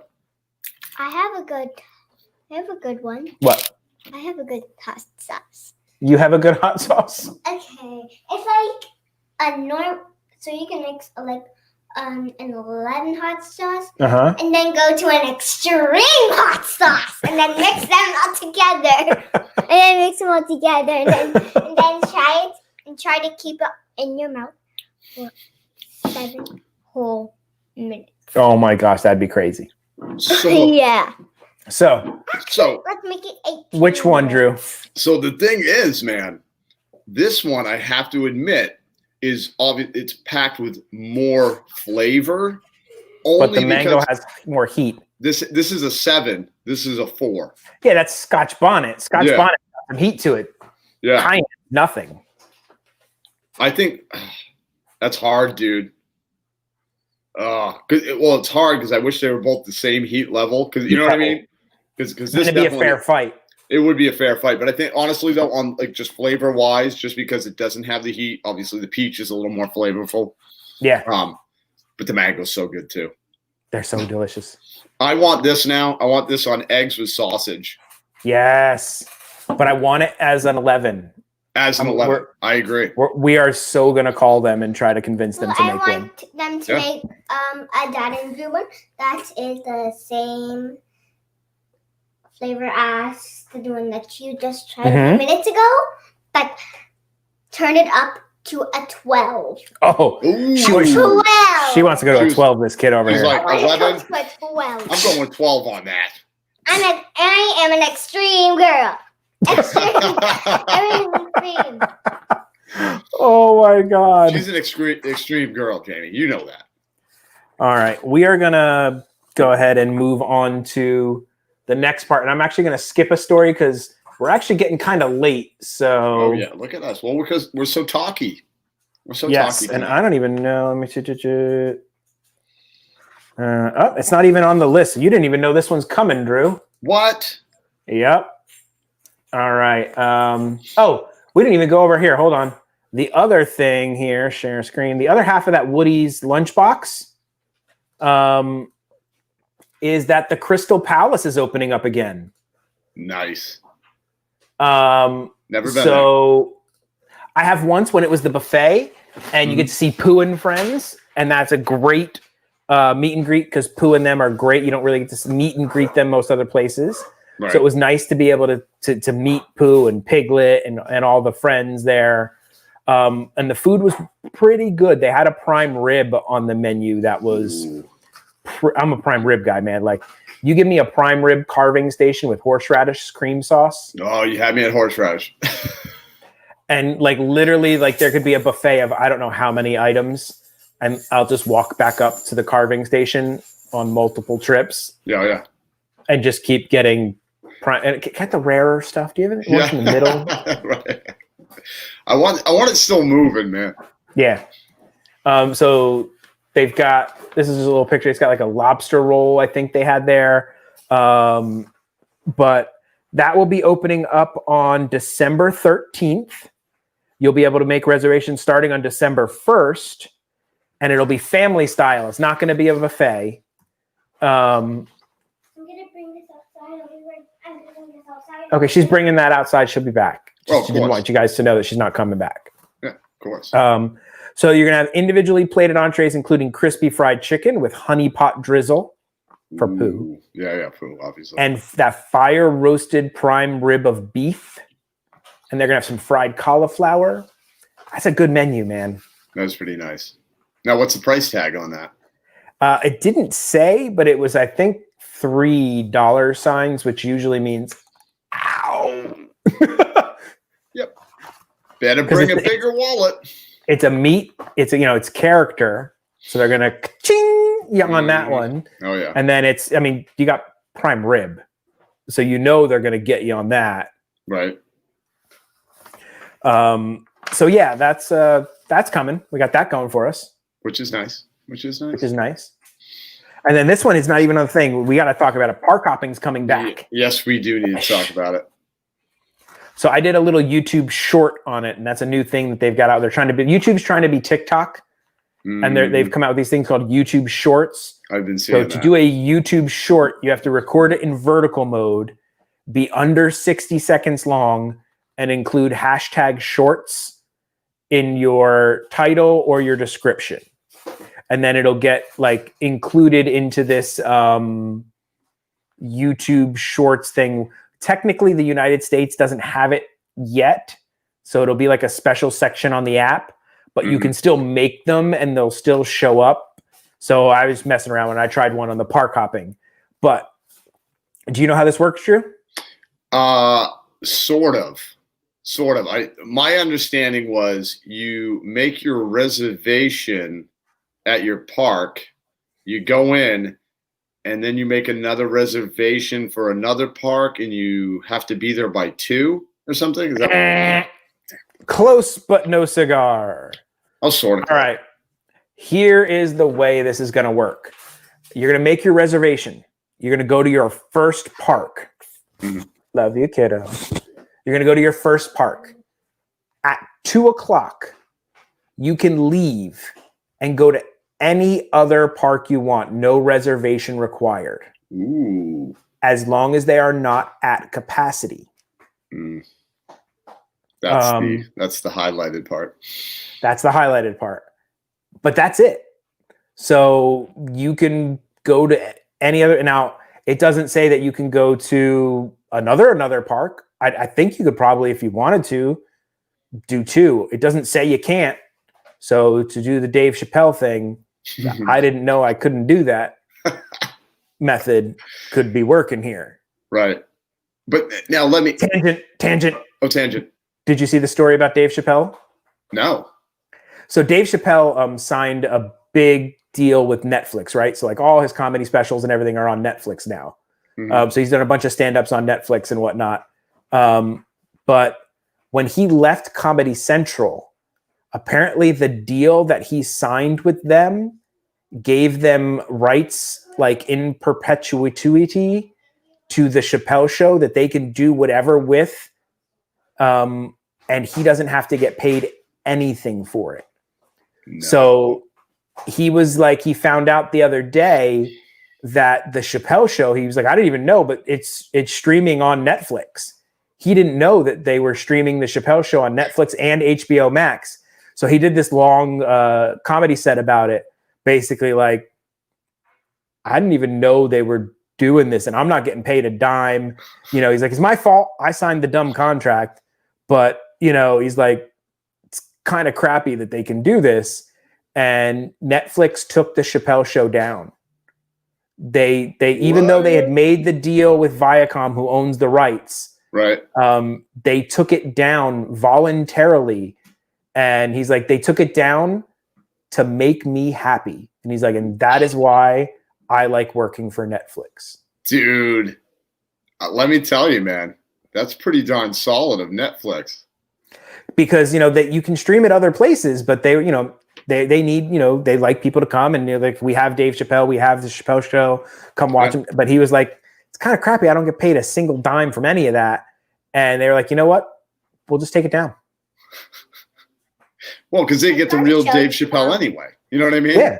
They got Dave Chappelle doing Comedy Central, you know, all sorts of stuff for him. Trying to find That's awesome, dude.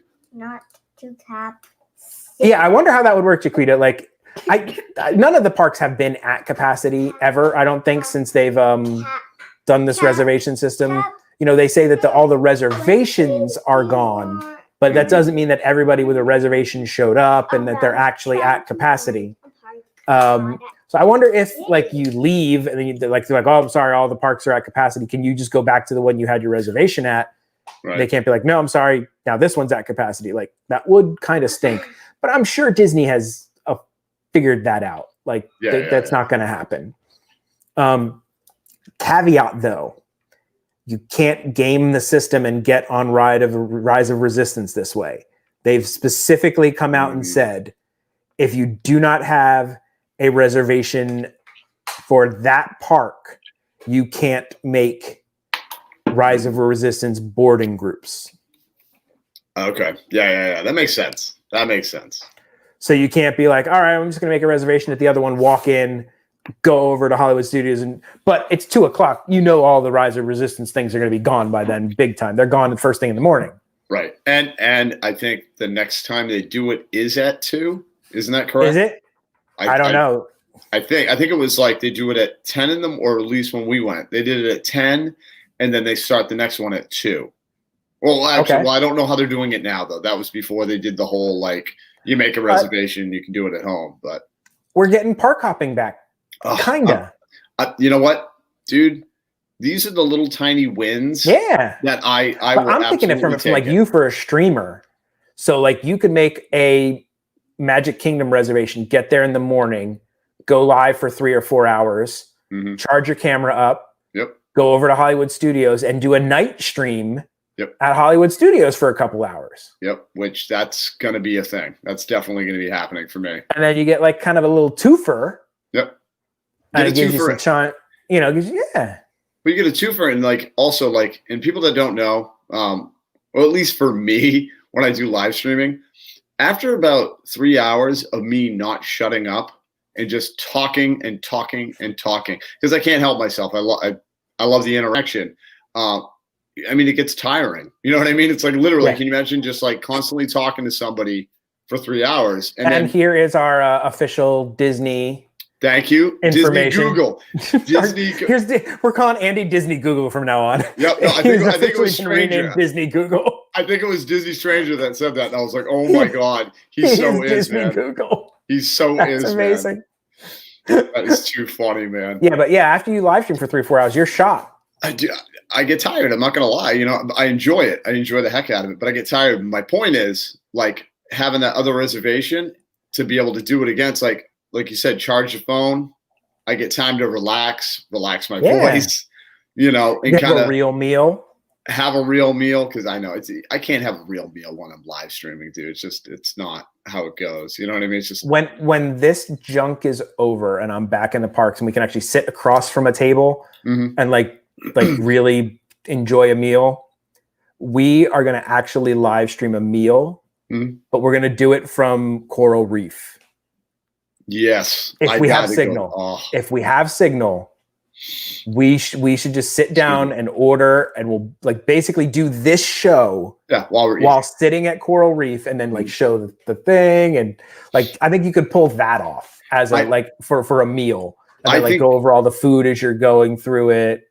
Yeah, well, I think honestly, like with you and I, because we're both on the camera, you know, I mean, Veronica doesn't. I mean, she will a little bit, but she doesn't want to see people eating, and I get it. I know you do. But like, no, like with us too, it's like, all right, I'm gonna have a bite of food right now.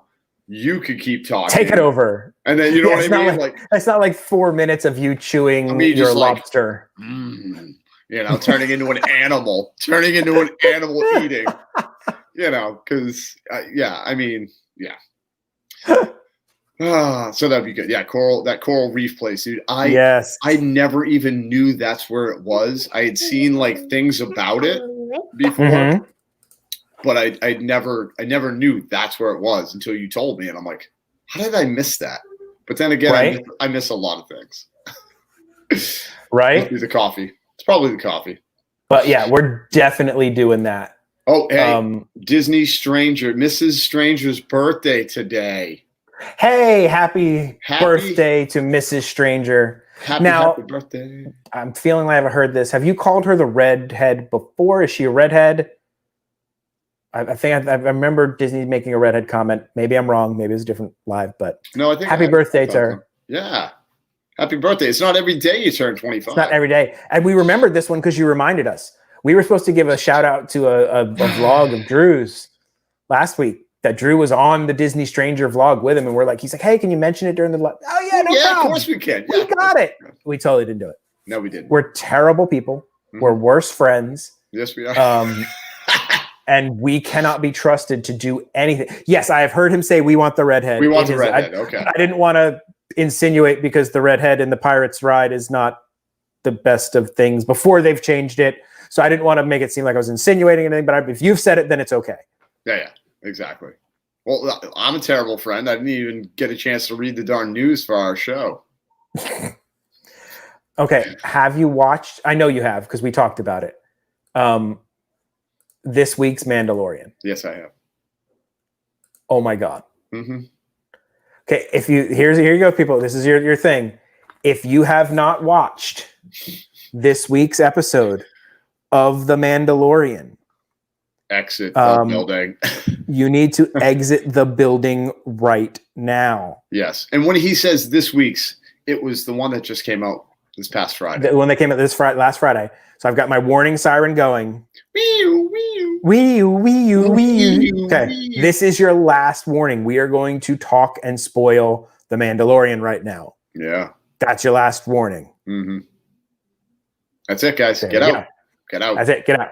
Okay. So this week, they go back. I guess the ship's so messed up that he can't fly to where he's supposed to go to meet Ahsoka Tano. So he has to stop back at Navarro.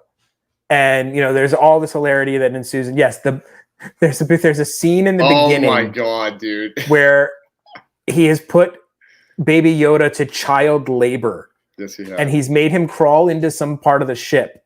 And he's trying to get him to fix the ship. So he's like, take the blue wire and put the red wire where the blue wire, but don't touch them. Oh, no, don't. And then the Baby Yoda goes and just shocks himself. And at that point, he's like, this isn't going to work. But I love how long that scene is. Because it literally, he's just like, no, don't. It goes on for a good minute and a half. He's like, to 2 minutes. Don't put the blue wire back into the blue hole. No. And he's like, yeah. So good. So okay, and there's a scene where Baby Yoda's doing he's flying around, he's doing stuff, but Baby Yoda was the cutest thing I've ever seen. So this was Baby Yoda's reaction to flying in the spaceship as they're fighting other spaceships. Yeah.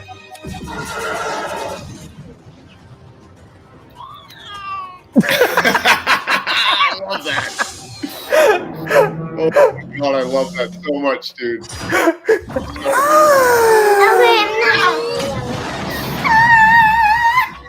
You think he's like a little baby kid. Look at him, he's in the background. He's like, I loved that. I was dying when it happened. Dude, that was the cutest Baby Yoda episode. Hands down. It was. Not cutest. There is another scene. Okay. So they get to Navarro, which was the planet that he originally started on, where he was the bounty hunter and his guild was and all that stuff. And the other guy he used to work for is now like a magistrate. And the girl is like the marshal. And so they help him out. They're going to fix his thing, and they want him to help him raid the last base of the Empire. That is not occupied. That is not occupied. It's like a abandoned base, and they're going to go raid it, and they help us get rid of this, blow it up so that we'll be safe and this planet will be safe. Well, it's not unoccupied, by the way. No, it's not. Absolutely not. And so that scene was him helping them. He's fighting at the end, but so they're going through, and let me find the thing. There was a Game of Thrones level mess up. Yes, there was. In this episode. Okay. That's almost traditional Star Wars, though, really. But okay, I had to pause. This was literally a millisecond that this is on screen for. I missed it trying to find it. But I'll share my screen here. Okay. So there's a scene where they come through the hallway, they go to the base and they're trying to raid it, but it's not empty and they're fighting all these people. And if you look in the bottom left-hand corner of the screen, you see a blue guy. You see a guy in blue jeans and a t-shirt. So it's obviously like somebody who was working on the set and he just couldn't get out of the shot. And they didn't, nobody in editing noticed it, nothing. And it made it into the final episode. So I zoomed in it a little bit there. You can see him a little better. But he's got like a regular watch on and blue jeans and a t-shirt. And like, so people have made like these like fake action figures of like the wall with a guy behind it. It's legitimately funny. It is funny, dude. It is funny. That, and you know what? They're saying because the post-production work had to happen during the pandemic and it was rushed and I think so. I can see how that could totally happen. I have had so many things in my videos that I didn't notice until the end. And I'll just hide behind this pillar. No one will see me. I'm waiting for the first late night show to interview Pillar Guy. The Pillar Guy, yeah. Pillar Guy needs to get on TV. Because that's freaking hilarious. Yeah, he needs some love, dude. He does.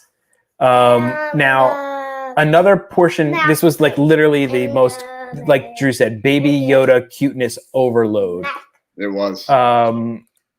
They are now, there's a scene in there where they're like, okay, there's a comedian I saw that legitimately nailed this. They said the most unrealistic thing about The Mandalorian is how easy Mandalorian finds a babysitter. Because he is able to drop Baby Yoda off at a dime's notice with all these random people all the time. Yeah. So they need him to go raid this base. And to do that, he needs to drop Baby Yoda somewhere. So they drop him in a school. And Baby Yoda is sitting there and there's a kid. And this kid's eating what looked like macaroons. And I'm like, those really look like macaroons. Yeah, they were. No, Baby Yoda is always hungry. And he is always hungry. They need to feed that kid. So Baby Yoda's like, gimme. And the kid's like, no. And so the kid looks away and Baby Yoda force moves the package of cookies. And the kid looks back over and he's like, where are my cookies? And Baby Yoda's just here like, eating the cookie. And it wasn't like he just got one. He was like, he took I'm the whole taking pack. your whole stash, dude. He took his whole pack of cookies. Yeah. And I was like, oh, you can't be flailing that around. You almost hit my thing. And I was like, man, they totally need to sell those in Galaxy's Edge. Mm-hmm. Well, they're not selling them in Galaxy's Edge. You can just buy them. They are selling Navarro Nummies. Navarro Nummies. Macaroons. And they are macaroons. And they have a partnership with Williams-Sonoma. So as you can know, that's going to be pricey. That is going to be expensive. That is for sure. These macaroons are $49.95 for 10. But like, so you can see here's the picture of Baby Yoda just noshing on these macaroons. Like, what? It's my macaroon. He's like, yeah, whatever. I stole them from you. What are you going to do? What are we going to do about it? What are you going to do about it? I'm too cute. And he still has them when they're in the ship. And he's eating them while they're fighting. Look at him, dude. So cute, man. He's a boss. Well, speaking of Baby Yoda, that just looks like a kid in the back. Yes, Drew's got the Baby Yoda shirt on. Me and Jamie both have the same shirt now. I'm not wearing that one tonight. He's not. That would have been awesome if you did, though. It would have been. But like, doesn't that just look like a kid hanging out? Oh, dude, he's so okay. Can you please go back to the first one? That's so toddler-like in that picture. Please go back to the first Baby Yoda picture. Oh my! And I love the little peach fuzz on his like ears. I do. The like little peach fuzz on his hair. Now, okay, these are $50. So when I found this out, I yell over to the wife, and I'm like, "Babe, can I spend $50 on macaroons?" She's like, "What?" I don't think so. No. And I'm like, "But they're Baby Yoda." And she's like, "Still no." But Baby Yoda was eating them. Well, now, Chip & Co. posted a link. It's like, oh, you can buy the Baby Yoda macaroons at Publix. they found blue macaroons and they're not even the same color at Publix. I'm like, no, that's not that. You just saying just buy macaroons, and it's no. These are like the official ones. I wonder if they come in that like metal sleeve I too. literally That would can't be awesome. believe that he's still holding it on the ship. But so my question to you, Drew, Yeah. do you know how to make macaroons? I have never made them, but I'm actually going to be making them next week at my work because I want to try to make them. And my boss was like, Yes. yeah, he's like, have at it. And it's not, it doesn't seem too difficult recipe wise. You know, it's a lot of egg white. It's like yeah, real simple. You just got to be really fine with the whole process with whipping and, you know, getting the meringue to work. Yeah. Oh, there's a meringue process. That's basically what a French macaroon is. That's like a crusted meringue cookie is what it is. Oh, okay. Yeah, all right. it's like you cook it until it gets hard and then fill it with some more of that. Yeah, it's very easy to mess up if you do not follow the directions And correctly. now, do you use? And I think I've seen like macaroon trays to make them so they come out perfect shaped. They have one. Yeah, they have ones that you can like get them perfectly in the circle. But you can honestly you could take the cap of a pill bottle or something and trace it. Trace it on. So it's not like a pan. It's not like you fill something. Like you're just literally piping circles on the wax paper. You just pipe circles and stuff. I'm sure they probably sell some doohickey that'll make them perfect in that sense. But right. You don't need that. You really don't. Okay. I've read up about it quite a bit actually at work, and it's not crazy. It's pretty simple just to get them like that. Okay, but when you perfect your recipe, I want to try your recipe, and I'm going to try and dye them this color. Yeah. And we're going to try to both make Baby Yoda macaroons, Navarro nummies, and we'll try them on the show. Okay. I don't even know what it says the filling is. What does it say this filling is? French style almond macaroons. Okay. And it doesn't even say pipe with a rich, creamy vanilla filling. Okay. But it looked like it was dyed as well. Yeah, it did look like it had a let's see, there's a close up. Yeah, the vanilla is also like dyed that pastel blue. Mm-hmm. And like those look so perfect. They have to be using something to make that perfect. Well, honestly, I'm sure they have a machine that distributes. Or is it like stamping it out? It stamps it out, dude. It's the only way that I could. I would imagine. Yep. And it comes out a certain consistency and like vanilla cream to make. I think there's like some vanilla ice cream and like mixed with some cream, and then you like mix it, and then you just dye it blue. Okay. And then you just mix there you go. So we don't even have to do it. She just told us how to do it. We're fine. Yeah. But come on, that looks really good, right? Like maybe like the cream can be whipped cream. But yeah, now there are some other scenes that I want to go over. There is, let me get my thing. So this was a pretty big episode, honestly, with like what they revealed. Yeah, no doubt. So they break into this base. Base isn't empty. It's a lab. And in the lab, now people are saying, but they have not confirmed this. This is just what people think. Ellie, you're going to knock my drink over. I told you to be careful. I don't need polar water all over my computer. Don't pull a Queen V. Yes, please do not pull a Queen V. I love you, honey. Yes. So they walk in and there's these tanks of what look like things. Mm-hmm. And they look very similar to the clone bodies of Snoke from the last movie. And they're even saying that the music that plays during this portion sounds very similar to Snoke's theme music that they played in the movies when he was there. Now I gotta look that up, man. So they're saying that they think these are the early experiments that the Emperor was having done for him to figure out how to make Snoke. In the world is in that blue. So now, like I said, this is all people speculating. Nobody has confirmed this from Star Wars or anything like that.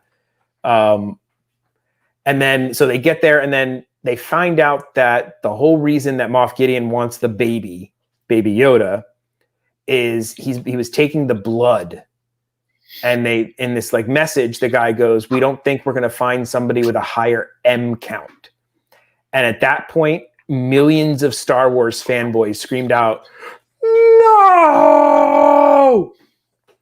Because they have invoked the most hated portion of the prequels. Yeah. And if you don't know what they're talking about, M count is referring to midichlorians.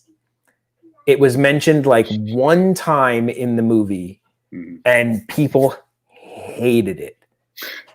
So what the theory was, there are these little beings that live inside your body, and they can measure how many you have, like a blood test, and that will tell how strong you can be with the Force.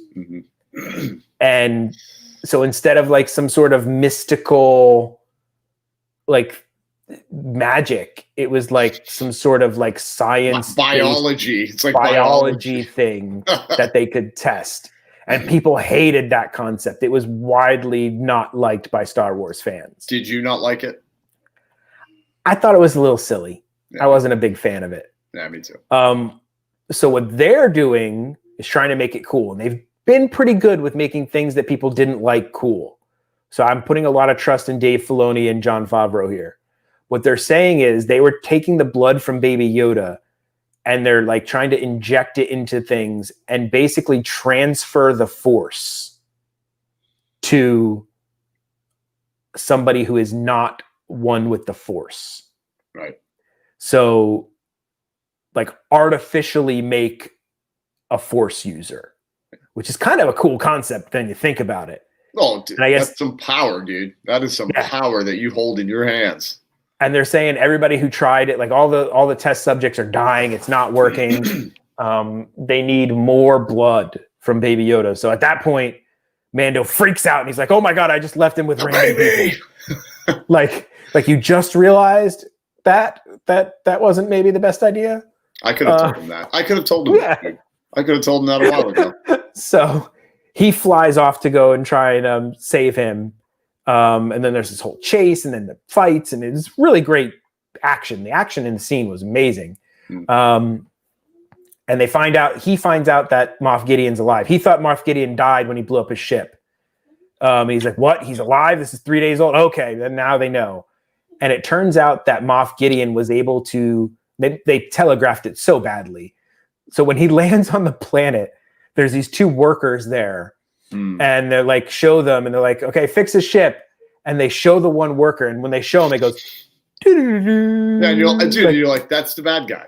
That's the bad guy right there. That guy's bad. He's not good. Something bad's gonna happen." Yeah, that was it was so telegraphed. Like, yeah. Oh, I knew. I just looked over Veronica. I go, "That guy's gonna screw him over." They made it so obvious. Yeah, it was like, come on, man. So they do that. And that person hit a tracking beacon on Mando's ship. So now Moff Gideon and the Empire knows where he is, and they're going to follow him to try and get Baby Yoda. Yeah. So the last scene, they show Moff Gideon as dollar store Darth Vader. Like dollar store Darth Vader. It's so true, dude. Like. It's so that seems like I want it seems like a joke that like Han Solo would tell if he ran into him, like, who are you? What are you, dollar store Darth Vader? What's going on here? Yeah, absolutely. But like he's like totally cosplaying as Darth Vader when the lady walks in and talks to him. But what's more important than his dollar store outfit is what's behind him. this room of things. They look like battle droid robots with like stormtroopery type helmets on them. Soldiers, baby. And these are called Dark Troopers. Mm. And this is actually confirmed. This is not a theory, because you know that audio thing that we were talking about that is terrible if it accidentally turns on when you're trying to watch TV, and it does the like, Moff Gideon is dressed like a dollar store Darth Vader. He walks into a foggy room. Like, and you're like, you don't need to tell me all this. I can see that's going on. No, Andy, they are not Death Troopers. Death Troopers are different than Dark Troopers. So Death Troopers are the black stormtroopers. Those are the ones that were in like Rogue One. Those were called Death Troopers. These are called Dark Troopers. And these are from the extended universe. And there's like basically like 4 levels of these things. And they're basically like battle droids. You don't remember the battle droids from the prequels, how they were terrible? Roger. Like they couldn't do anything. And like they were they were horrible. And you're like, why would you have those? Why would you even trust those? Well, these are supposedly like the Empire doing it right. And these things have like 4 different levels of like how they started. And at one point they turned them into androids.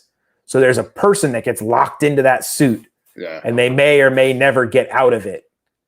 That's intense. So, and they're wondering if they're going to try to make those have the Force, or if Gideon's just trying to get the Force for himself. But really, that the end game may be that it's all the Emperor trying to figure out how to build Snoke so that he can make an artificial being that has the Force. Or just trying to build an army, man. Trying to build an army. Because he's like, the stormtroopers are really sucking. They can't shoot anything. They can't hit nothing. They make a joke in the last one. The guy's like, they can't hit the side of a bantha, which is that big elephant thing. Yeah. So you're going to choke me. And Jamie's out for the count. Yeah. So these things are pretty cool. The fact that they're bringing all this expanded universe stuff in that only the deep nerds know about. But the way that they confirmed that is the audio thing said Moff Gideon standing in a room of Dark Troopers. So they're like, oh crap, they really are Dark Troopers. Now, and then like there's this whole crazy thing about these things. Now, I don't know. Tell me how you feel. I feel like the name is a little lackluster. Like Dark Troopers. I'm like, I feel like it should be something more. You know what I mean? Like you have Death Troopers. Storm Troopers, and then it's just like, well, they're dark. Why wouldn't you be like Darth Troopers? Maybe because they don't want to give them that, because like you have to earn that title in the Force, the Darth title. True. Like or that's only if you're a real Sith.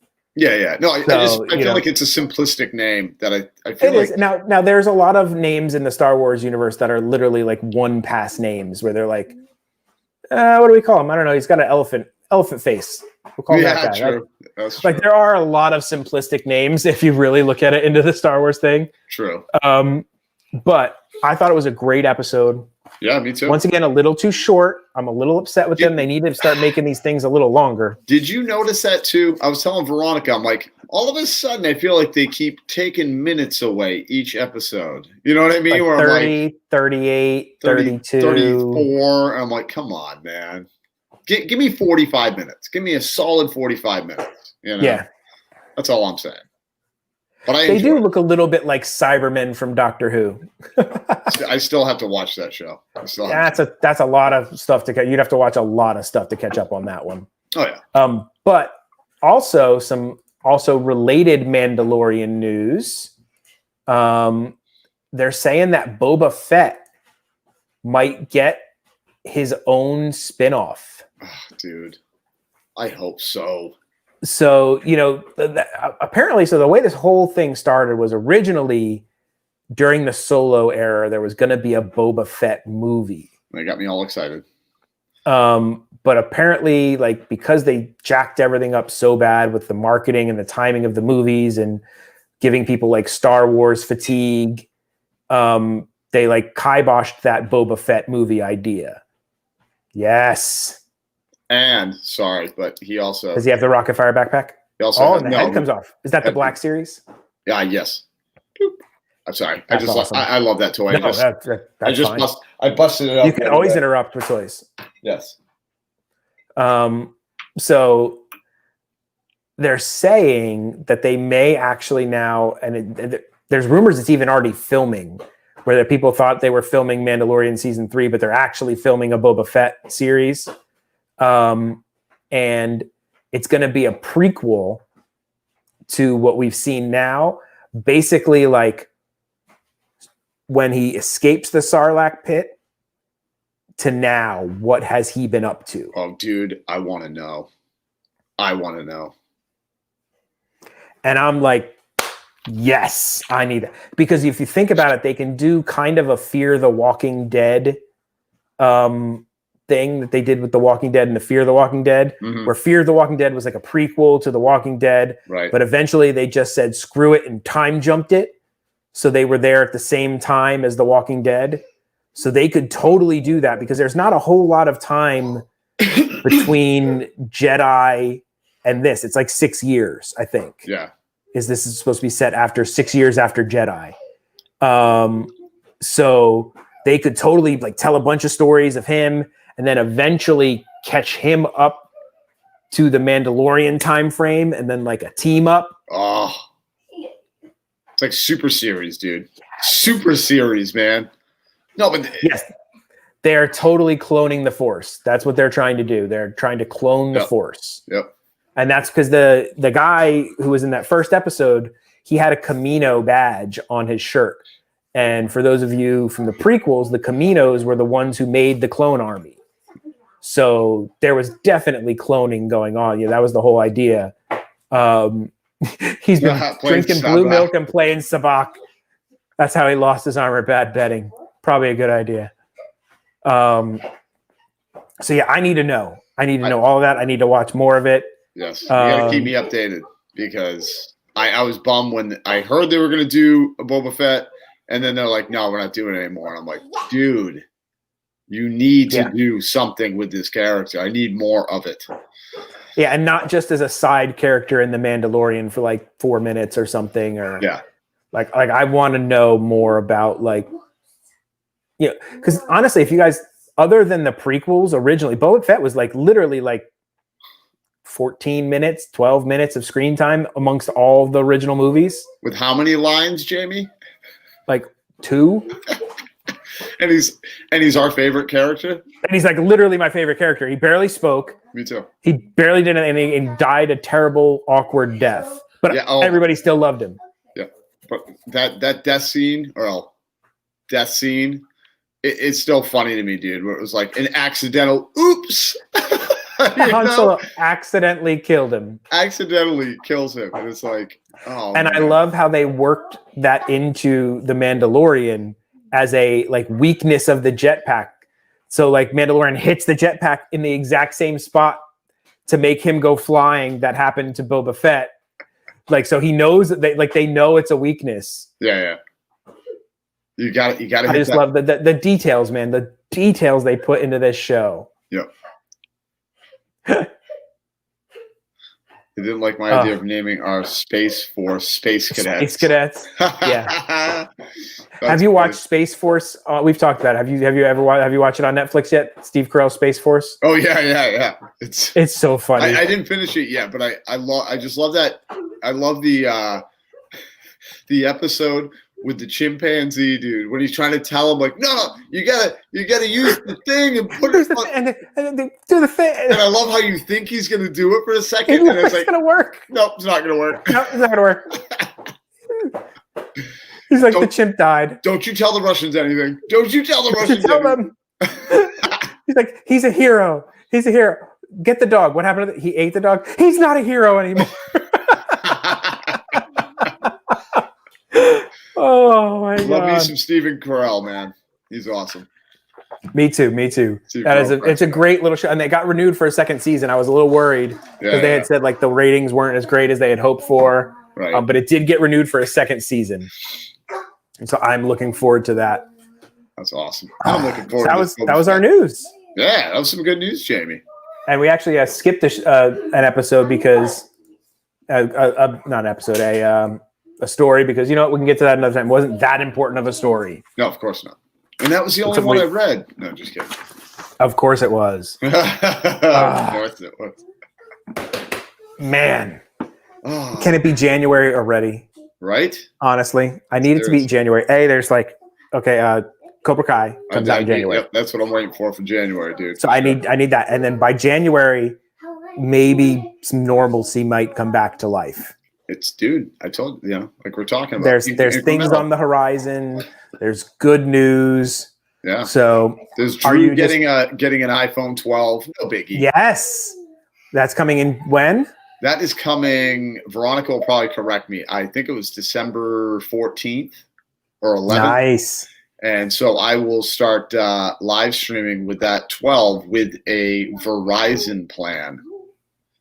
So I'm hoping that will be a little bit of a cure-all. Or at least because I have the AT&T and I've always had problems live streaming in the parks with that one too. So hopefully the Verizon is better. I'm hoping, man. I'm hoping. But your little thing works pretty good. It does, but it's so weird. Like, okay, we were at Epcot and we were able to go into the little, restaurant thing there in France. And we sat down, and for the most part, as far as I know, it didn't really lag that much or anything like that. And it came through fine. And I was like, got to show all the pastries and everything. The times, and I'm saying times as in more than one. That's great. I literally go to the Epcot. But no, I literally would go to the door to that store instantly. Just no signal. Yep. None. So it works good, but then I'm like, sometimes it's a crapshoot a lot of times. So hopefully I can go on some more rides. Because the iPhone 12 have 5G. But you know what I did here? I don't know if you've used it yet. I know this guy Lorenzo that I work with. He said it didn't work that well with the 5G for him. Well, it depends on the network, on where they have the network at. Gotcha. So like 5G isn't quite everywhere yet.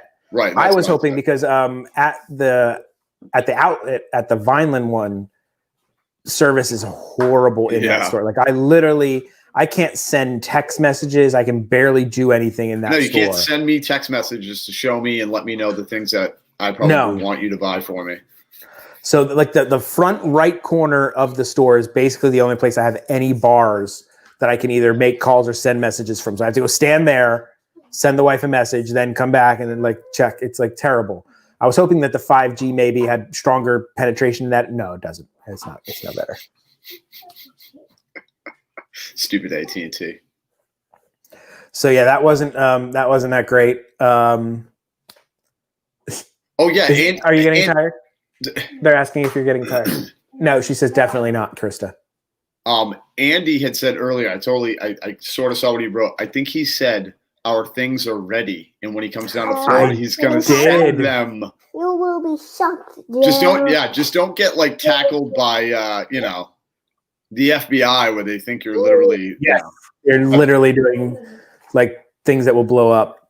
But I will say the camera is fantastic on that 12. It's amazing. Yeah, I can't wait, dude. And the nighttime, the low light performance is great. So hopefully that'll help you with the. And I did a test of gimbal and no gimbal footage and showed it to Drew and Veronica, and it's almost impossible to tell the difference. Yeah, it really is. Just so you guys know, Jamie sent me the 2 clips and basically was like, hey, I did one with the gimbal and then I did one without the gimbal. Had he not told me that, I don't think I really would have noticed, but because he told me that, I was trying to find a difference, and I only found one slight difference, around the corner. It was a tiny bit smoother with the gimbal, but it was still super smooth without the gimbal. So gimbals are going to be, I'm guessing, in a year or two. I don't think you're going to need it. At least for the ones that hold the camera. I don't think because they have the iPhone has a stabilization built into it where the sensor moves, and they're doing their own digital stabilization, and it's good. Yeah, no, that was impressive. That was impressive. So excited about that. The 12 Plus Pro has the biggest battery, so it lasts longer, which is good for live streaming. I think it's gonna be a great setup for live streaming. I'm so excited, dude. I can't wait. Although you're gonna have to fight Veronica for it because she's gonna want it to take pictures. Dude, well, no, she has her 11, like because I have the 6 here that she's always having while I'm using the 11. Yeah, I know the 6, but has the 11, but the 11 takes great pictures as well. I mean, no, it does. You know what I mean? But it's not as good as the 12. But I am not even going to try to fight her when the phone comes in because she's going to want to play with it. Oh yeah. Like she's going to be like, and I'm fine with that. She's more techie than me anyway. I will tell you, like, the phones are maybe 1 or 2 generations at most away from completely eliminating like DSLR cameras, in my opinion. Yeah. It's that close. Yeah. Because like from a photography standpoint, they're almost there. Like you almost really, if all you cared about was like taking nice photos, you don't really need to bring your camera. Right. The iPhone can do it like with its computational photography, the way it mashes all those photos together and does its stuff. It's pretty amazing. They take photos as good, and like the way they fake the background blur is so good you almost can't tell. Yeah. Yes, but the gimbals can recharge the phones, but they run out of power. Yeah. So, and they'll also can sometimes throw the phone's balance off when you're charging them. They do. So if you took a phone without a gimbal on a regular tripod and just plugged in like a battery pack, you could literally go like forever. Yeah. And never have to worry about it. Right. That, like I told you, that's always been my problem is with the gimbal trying to plug it into the phone while it's attached to the gimbal, and it'll be okay. And then all of a sudden it just drops the the weight or whatever. It's just unbalanced. Bye. You know. Say goodnight to everybody. Good night. Night, sweetie. Good night, Drew. Good night, Drew. I'll probably be coming back in because the other day. We'll be done by then, baby. We're just about ready to get off. Oh, but are you still gonna be She's like, seriously? Seriously, Dad? Actually, stranger, you can adjust an iPhone like a DSLR. You just need a third-party app right now. So like there's different photo apps and there's video apps where you can change your aperture, your ISO, you can select the frame rate, you can select the shutter speed, everything down to the point where you can really mess with them just like you can on a DSLR. That's amazing. That's amazing. And the thing is, they take so good photos that you don't even really need to mess with them. To do all that crazy stuff to get just a great photo. So like I said, if you just care about photos, you don't need a DSLR, honestly, right now. You could just use the phone. It'll fake the depth. It'll do everything. It's pretty darn amazing. Other than like a really good like telephoto zoom lens. Like if you really want to do like bird photography or something like that. Right, right. Well, you really got it's not going to work. You got to be like, you're 3 million feet away, or sports photography. But like a general person wanting to walk around and take awesome snapshots and photos and document and things. No, it's almost to the point. And the only thing they need to do to get rid of them on the video side, honestly, is they need to fake that depth of field in video. There are some phones that do it, but they do it terribly right now. It's all off and you can totally tell it's not like real. If they could like do the blurry background and make it look just like a DSLR with video, it's over, man. Like there's legitimately almost no reason to have a DSLR. Well, you have it in your, I mean, dude, come on. It's insane what we are able to do with these things in general, right now. And it's like everything, you need music right here. You need something TV, you know what I mean? Or whatever, right here, make a phone call, whatever. You're right, man. And I saw somebody playing. So like the new 12, they have something where Apple's doing what they're calling Apple Pro RAW for photos. Okay. So a RAW photo, for those who don't do techie, nerdy stuff. So like when you shoot a photo, most like iPhones and things, they shoot them in what's called like a JPEG, or actually the iPhone shoots in like HIEF. It's like a super compressed version of things where all the information is actually just compressed and flattened down, and you really can't mess with it. But when you shoot what's called a RAW photo, all of that information is there, and all that digital computing and things that happens, you can adjust on your own. So in a real camera, you shoot a RAW photo, it gives you a lot more room to like brighten things or lighten things or change the color and adjust it without like destroying things because it's not baked in yet. Well, the computational photography in a phone makes that a lot harder. So Apple came out with their own RAW version where it like saves all those 9 different photos it takes and the different exposures, and you can really mess with these photos. And like I saw somebody messing with it, and it's blown away with what you can adjust out. Like he took like a picture of like an alleyway where he purposely underexposed it, so like you couldn't really even see anything. You just saw the sky, like shadows of buildings. And by adjusting the slider to adjust the shadows, it looked like a normal photo. Like it was that good that you can do. That's impressive, dude. And once the software, like the editing softwares and the monitors and everything catch up to that Dolby Vision HDR, it's gonna be over, man. Game over. Yep. Because right now, like if I film in that HDR Dolby Vision, it looks awesome on my iPhone. When I try to export it and bring it in, it basically looks all washed out. You have to do all this color correcting. It's a pain in the butt. So I had to turn off the first thing you do when you get an iPhone 12, if you're going to use it for vlogging and video, turn off the HDR video. Okay. It's not helpful at this current point in time. Gotcha. You can't really use it. Yeah. Yeah, because they haven't caught up to, like you were saying, they haven't caught up to what they. Now, if you want to edit, you can, like, if you're going to just like do a little something so quick, you can edit it all in your phone using like, iMovie and all that stuff, and it'll all work. But, and then you have to like export it. But like, even when it gets to YouTube and YouTube crushes it, it's not going to look like it looked on your phone. Yeah. And that's the problem. Right.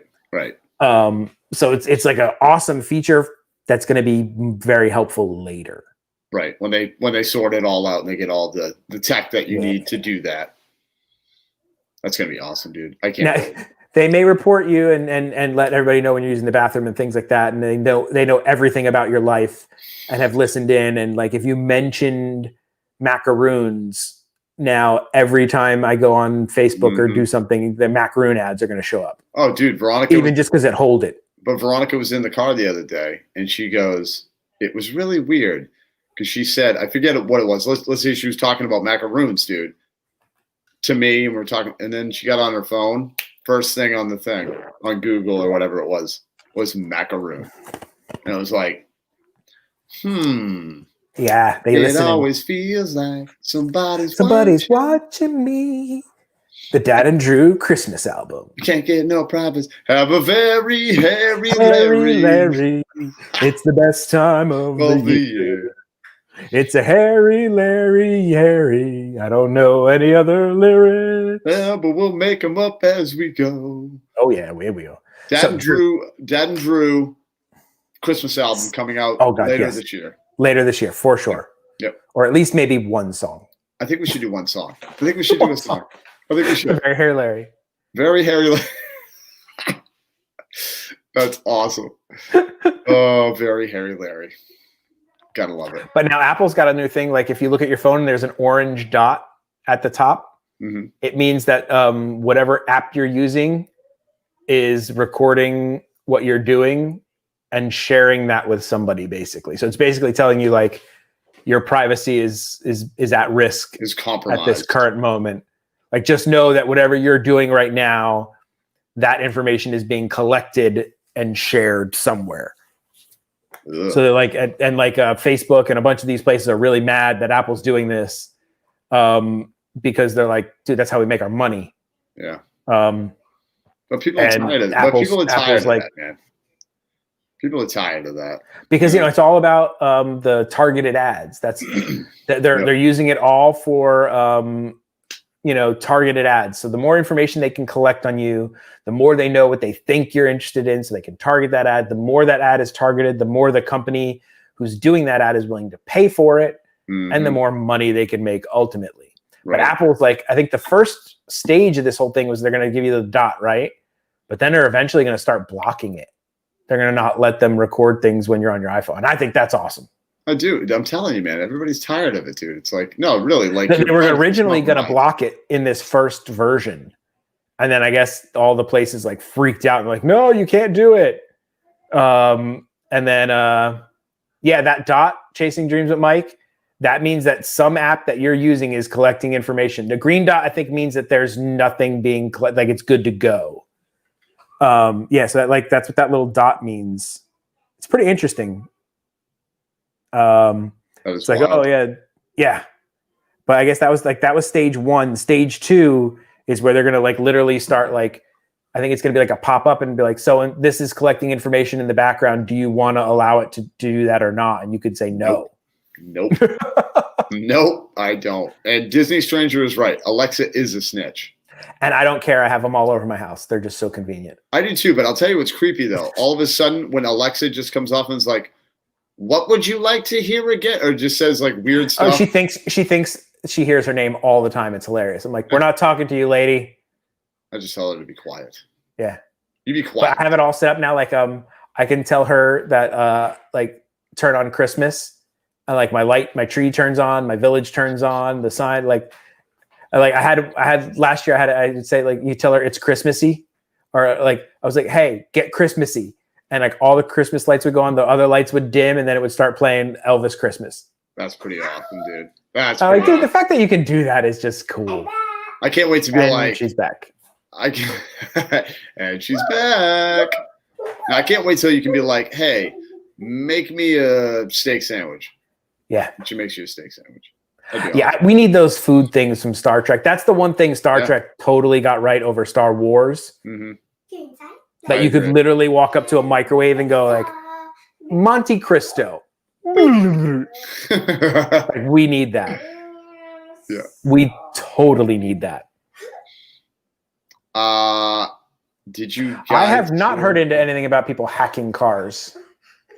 Weird. I mean, I knew that people can hack into like they've that's been for years for like how they can steal all the smart keys and stuff like that. They just clone them and they could like just take your car real quickly if they wanted. Make it. And the one thing like I've always said, like, they will if somebody wants to steal your car, they're going to. Yep. No matter what you feel, the club, other than what was in Ricky Bobby, the Bobcat inside. Now, if you lock a wild Bobcat in your car, they're not stealing your car. No, they're not. So that is short of that. They can do it. Yeah. Or just some guy in the back always sitting there with like an axe or something. Yes. You know what I mean? They'll be like, nah, I don't want to steal that. Yes. Chasing Dreams with Mike. Speaking of Elon Musk, do you know who is now the number 2 richest person in the world? I'm guessing Elon Musk. Yes. Or it's in the United States, maybe. I don't know if it's in the world. It's the United States, because I think there's like Saudi princes and stuff that are like way more rich. But yeah, he just passed Bill Gates. Wow. But the question is, Jamie, is he happy inside? Bill Gates is number 3 now. So I don't know how he's taken that news. It's probably hurt him quite a bit. He's the ego. Crying in his. I think he's only like 7 billion or something. I don't know. It's terrible. I know. I feel bad for the guy. I do. But do you know Bill Gates? Kind of feel bad for his kids. Not to say anything, but have you like him and his wife have already told the kids that literally they're getting nothing? Like nothing. That's kind of a jerk move. All of our money is going to be donated to charities. Well, that's not bad. So you guys are getting nothing. I'd have to. There must be a good reason, though. Maybe the reason is they don't want their kids to rely on the fact that they have like a golden egg. Yeah. And not be motivated to do anything for themselves. So by the fact that they knew since day one that they're not getting any money, Make them work. that they had to go out and do something themselves. Right. Well, I mean, yeah, no, I mean, it makes sense, but I'd be like, with my kids, if I had that money, it'd be like, all right, guys, you only get the money if you make a legitimate career or something. Like, you know what I mean? Right. Or some sort of stipulation where, like, If you become the greatest clogger alive, yeah, hey, man, just then something. you get the money. Just something, if you become whatever, doesn't matter. Just do something. I wonder if they've told them their whole life that they're not getting anything, but that at the end they're going to be like, we gave you 50 million. Yeah, whatever. That's a small loan. Maybe you can do something with it.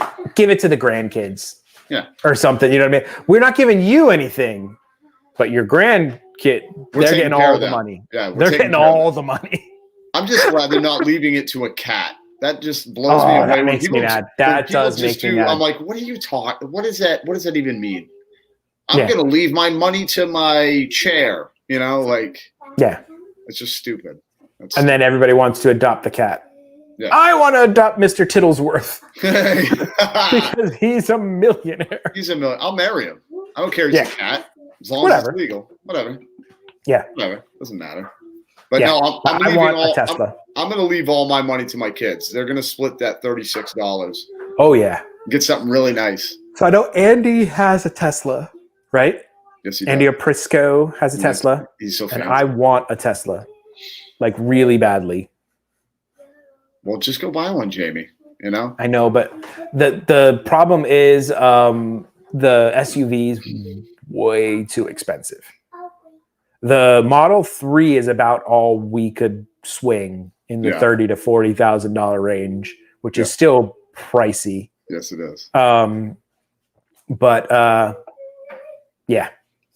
I just eventually, I think, as much as I love cars and engines and internal combustion engines, it's eventually going to go the way where they're all electrics. Yeah. Just makes too much sense. Oh, yeah. Once they figure out how to make the batteries. Yep. When they can make a lot of money off it, that's when they'll switch. Once the batteries are enough where you can drive as much as you want without having to, or charge quick enough. Like once you're able to pull into a gas station, plug your car in, and in 2 minutes, the battery goes from 0 to full. Yep. And then you can go drive another 300 miles or 400 miles. That'll be the death to oil. Yep. Which I will be happy about, man. That whole oil thing, man, drives me nuts. Yeah. We're also eventually going to run out of it. Yeah. If you're thinking long term, eventually there's a finite amount of that stuff on this planet. Mm-hmm. So eventually you're not going to make more. You're not going to make more oil. It doesn't work that way. Maybe in about 5,000 million years. When we die and go and get fossilized and then decay and things like that, yes, maybe then. Yeah, we'll turn into gas. What a weird concept. Ooh, Netflix. Got in a weird Netflix hole. I've been having a hard time finding stuff to watch because it's just there's too much things going on and it's whatnot. So I was trying to look for something like kind of like different or weird. It's The Tomb of Saqqara. It's a documentary. Ooh, I like a documentary about this Egyptian tomb, the first full tomb they have found in decades.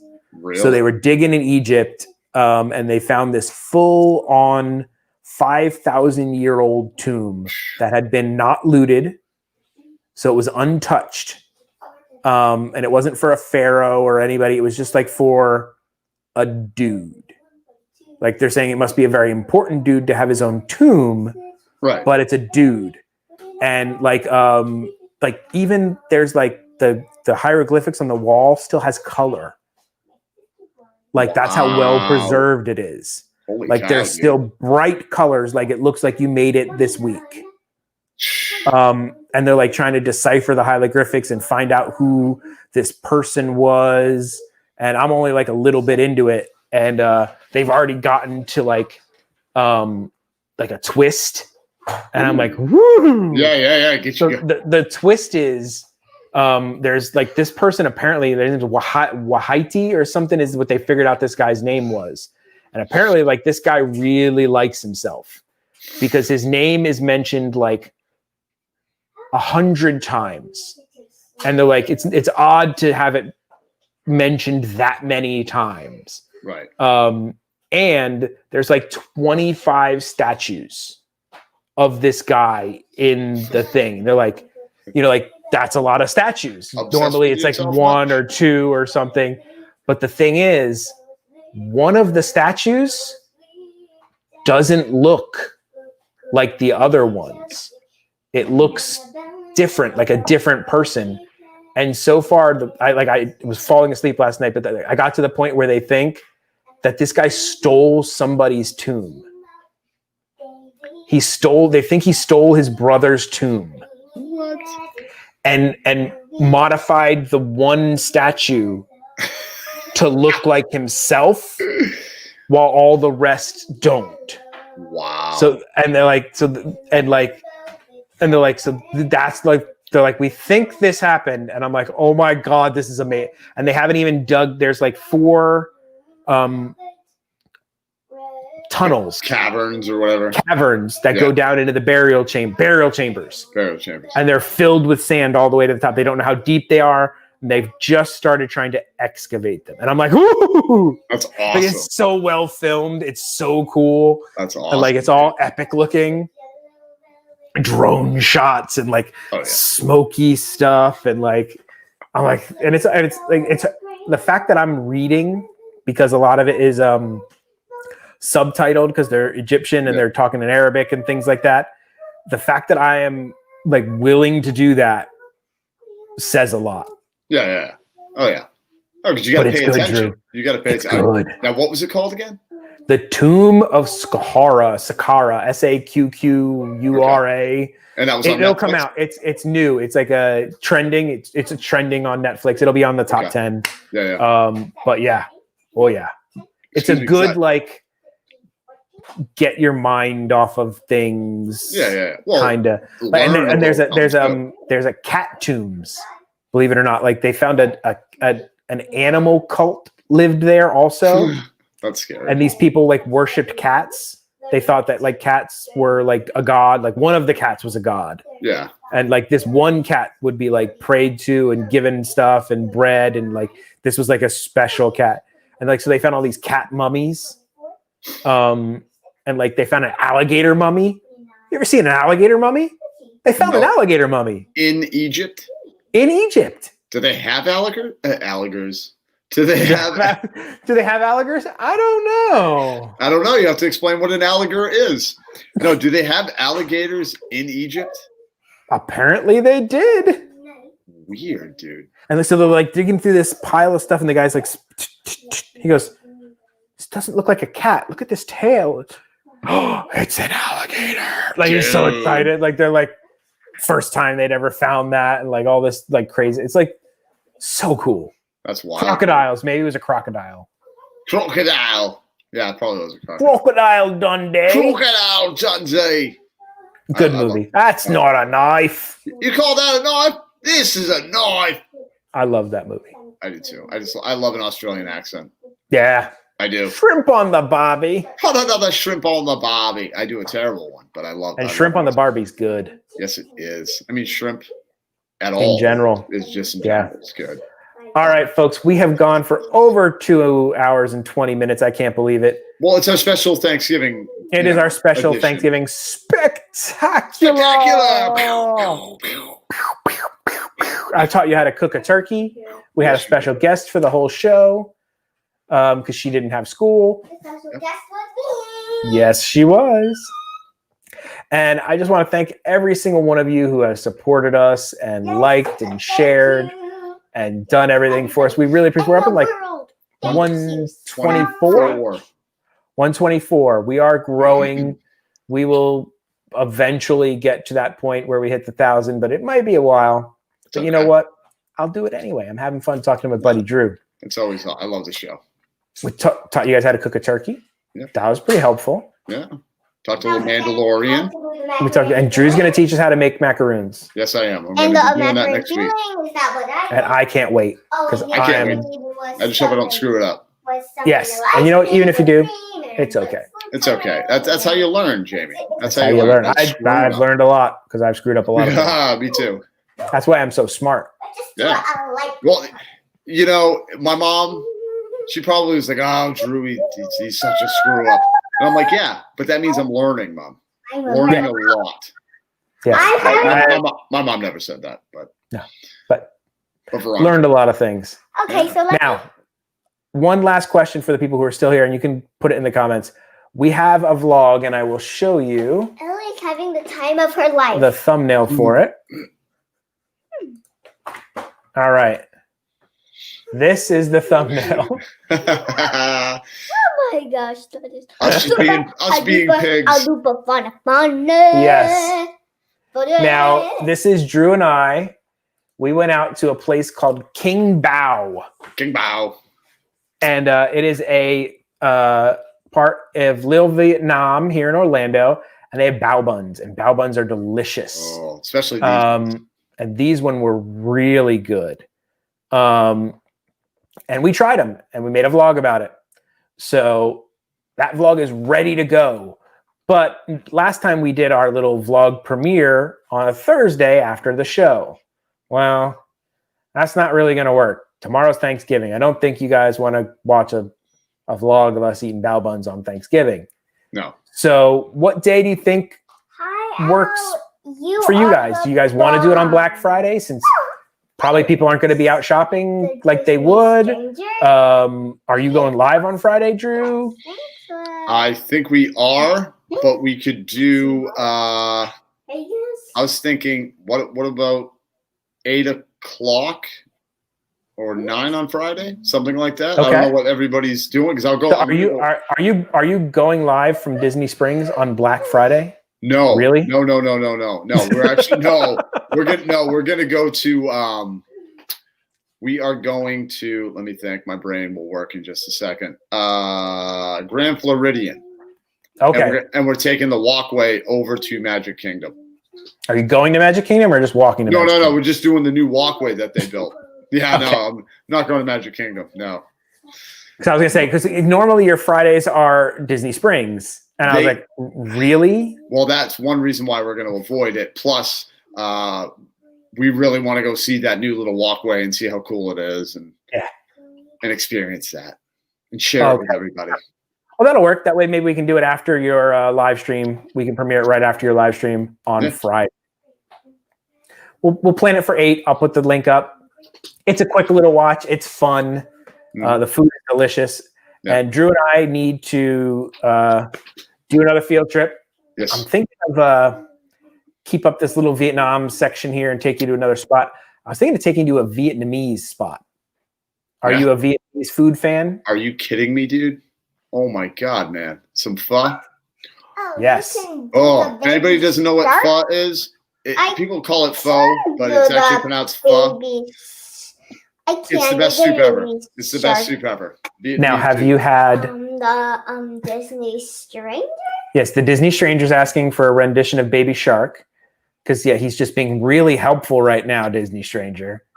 Okay, I can do the Baby Shark. Have you had Vietnamese iced coffee? No, I don't. You have not had Cafe Sourdough. I don't believe I have. Oh, it's a strong coffee sweetened with sweetened condensed milk. Okay. It's quite good. You had me at coffee. So we could get a Vietnamese iced coffee, maybe some spring rolls. Yep. So there's definitely some fun that could be. Okay, so Disney Stranger has requested for Ellie to sing us out with a rendition of Baby Shark because we are not copyrighted, and even if we get a copyright strike, it won't matter. Yeah. So go ahead, kiddo. Take it away. Baby shark do do do do do, baby shark do do do do, baby shark do do do do do, baby shark. Mommy shark do do do do do, mommy shark do do do do do, mommy shark do do do do, mommy shark. Daddy shark, do-do-do-do-do-do. Daddy shark, do-do-do-do-do. Daddy shark, do-do-do-do-do. Daddy shark. Grandma shark, do-do-do-do-do. Grandma shark, do-do-do-do-do. Grandma shark, do-do-do-do-do. Grandma shark. Grandpa Oh, shark, there's more. do-do-do-do-do. Grandma shark, do-do-do-do-do. Grandpa shark, do-do-do-do-do. Grandpa shark. That's the end of do-do-do-do-do. That's the end of do-do-do-do-do. That's the end of do-do-do-do-do. That's the end. Woo! Bye. I can't think of a better way to end the show. I can't either. Round of No. applause. Drew, what is the only way to live? There's only one way, Jamie. That's in the moment. And Jamie, do you do outros? No, I don't. I can't find the end button because my light is blocking And it. he can't find the end button. Look, There we go. finger, and then I lost my finger. There we go. I found the end button. So I don't do outros, guys. So that's it. That's it. guys. Bye. Happy Thanksgiving.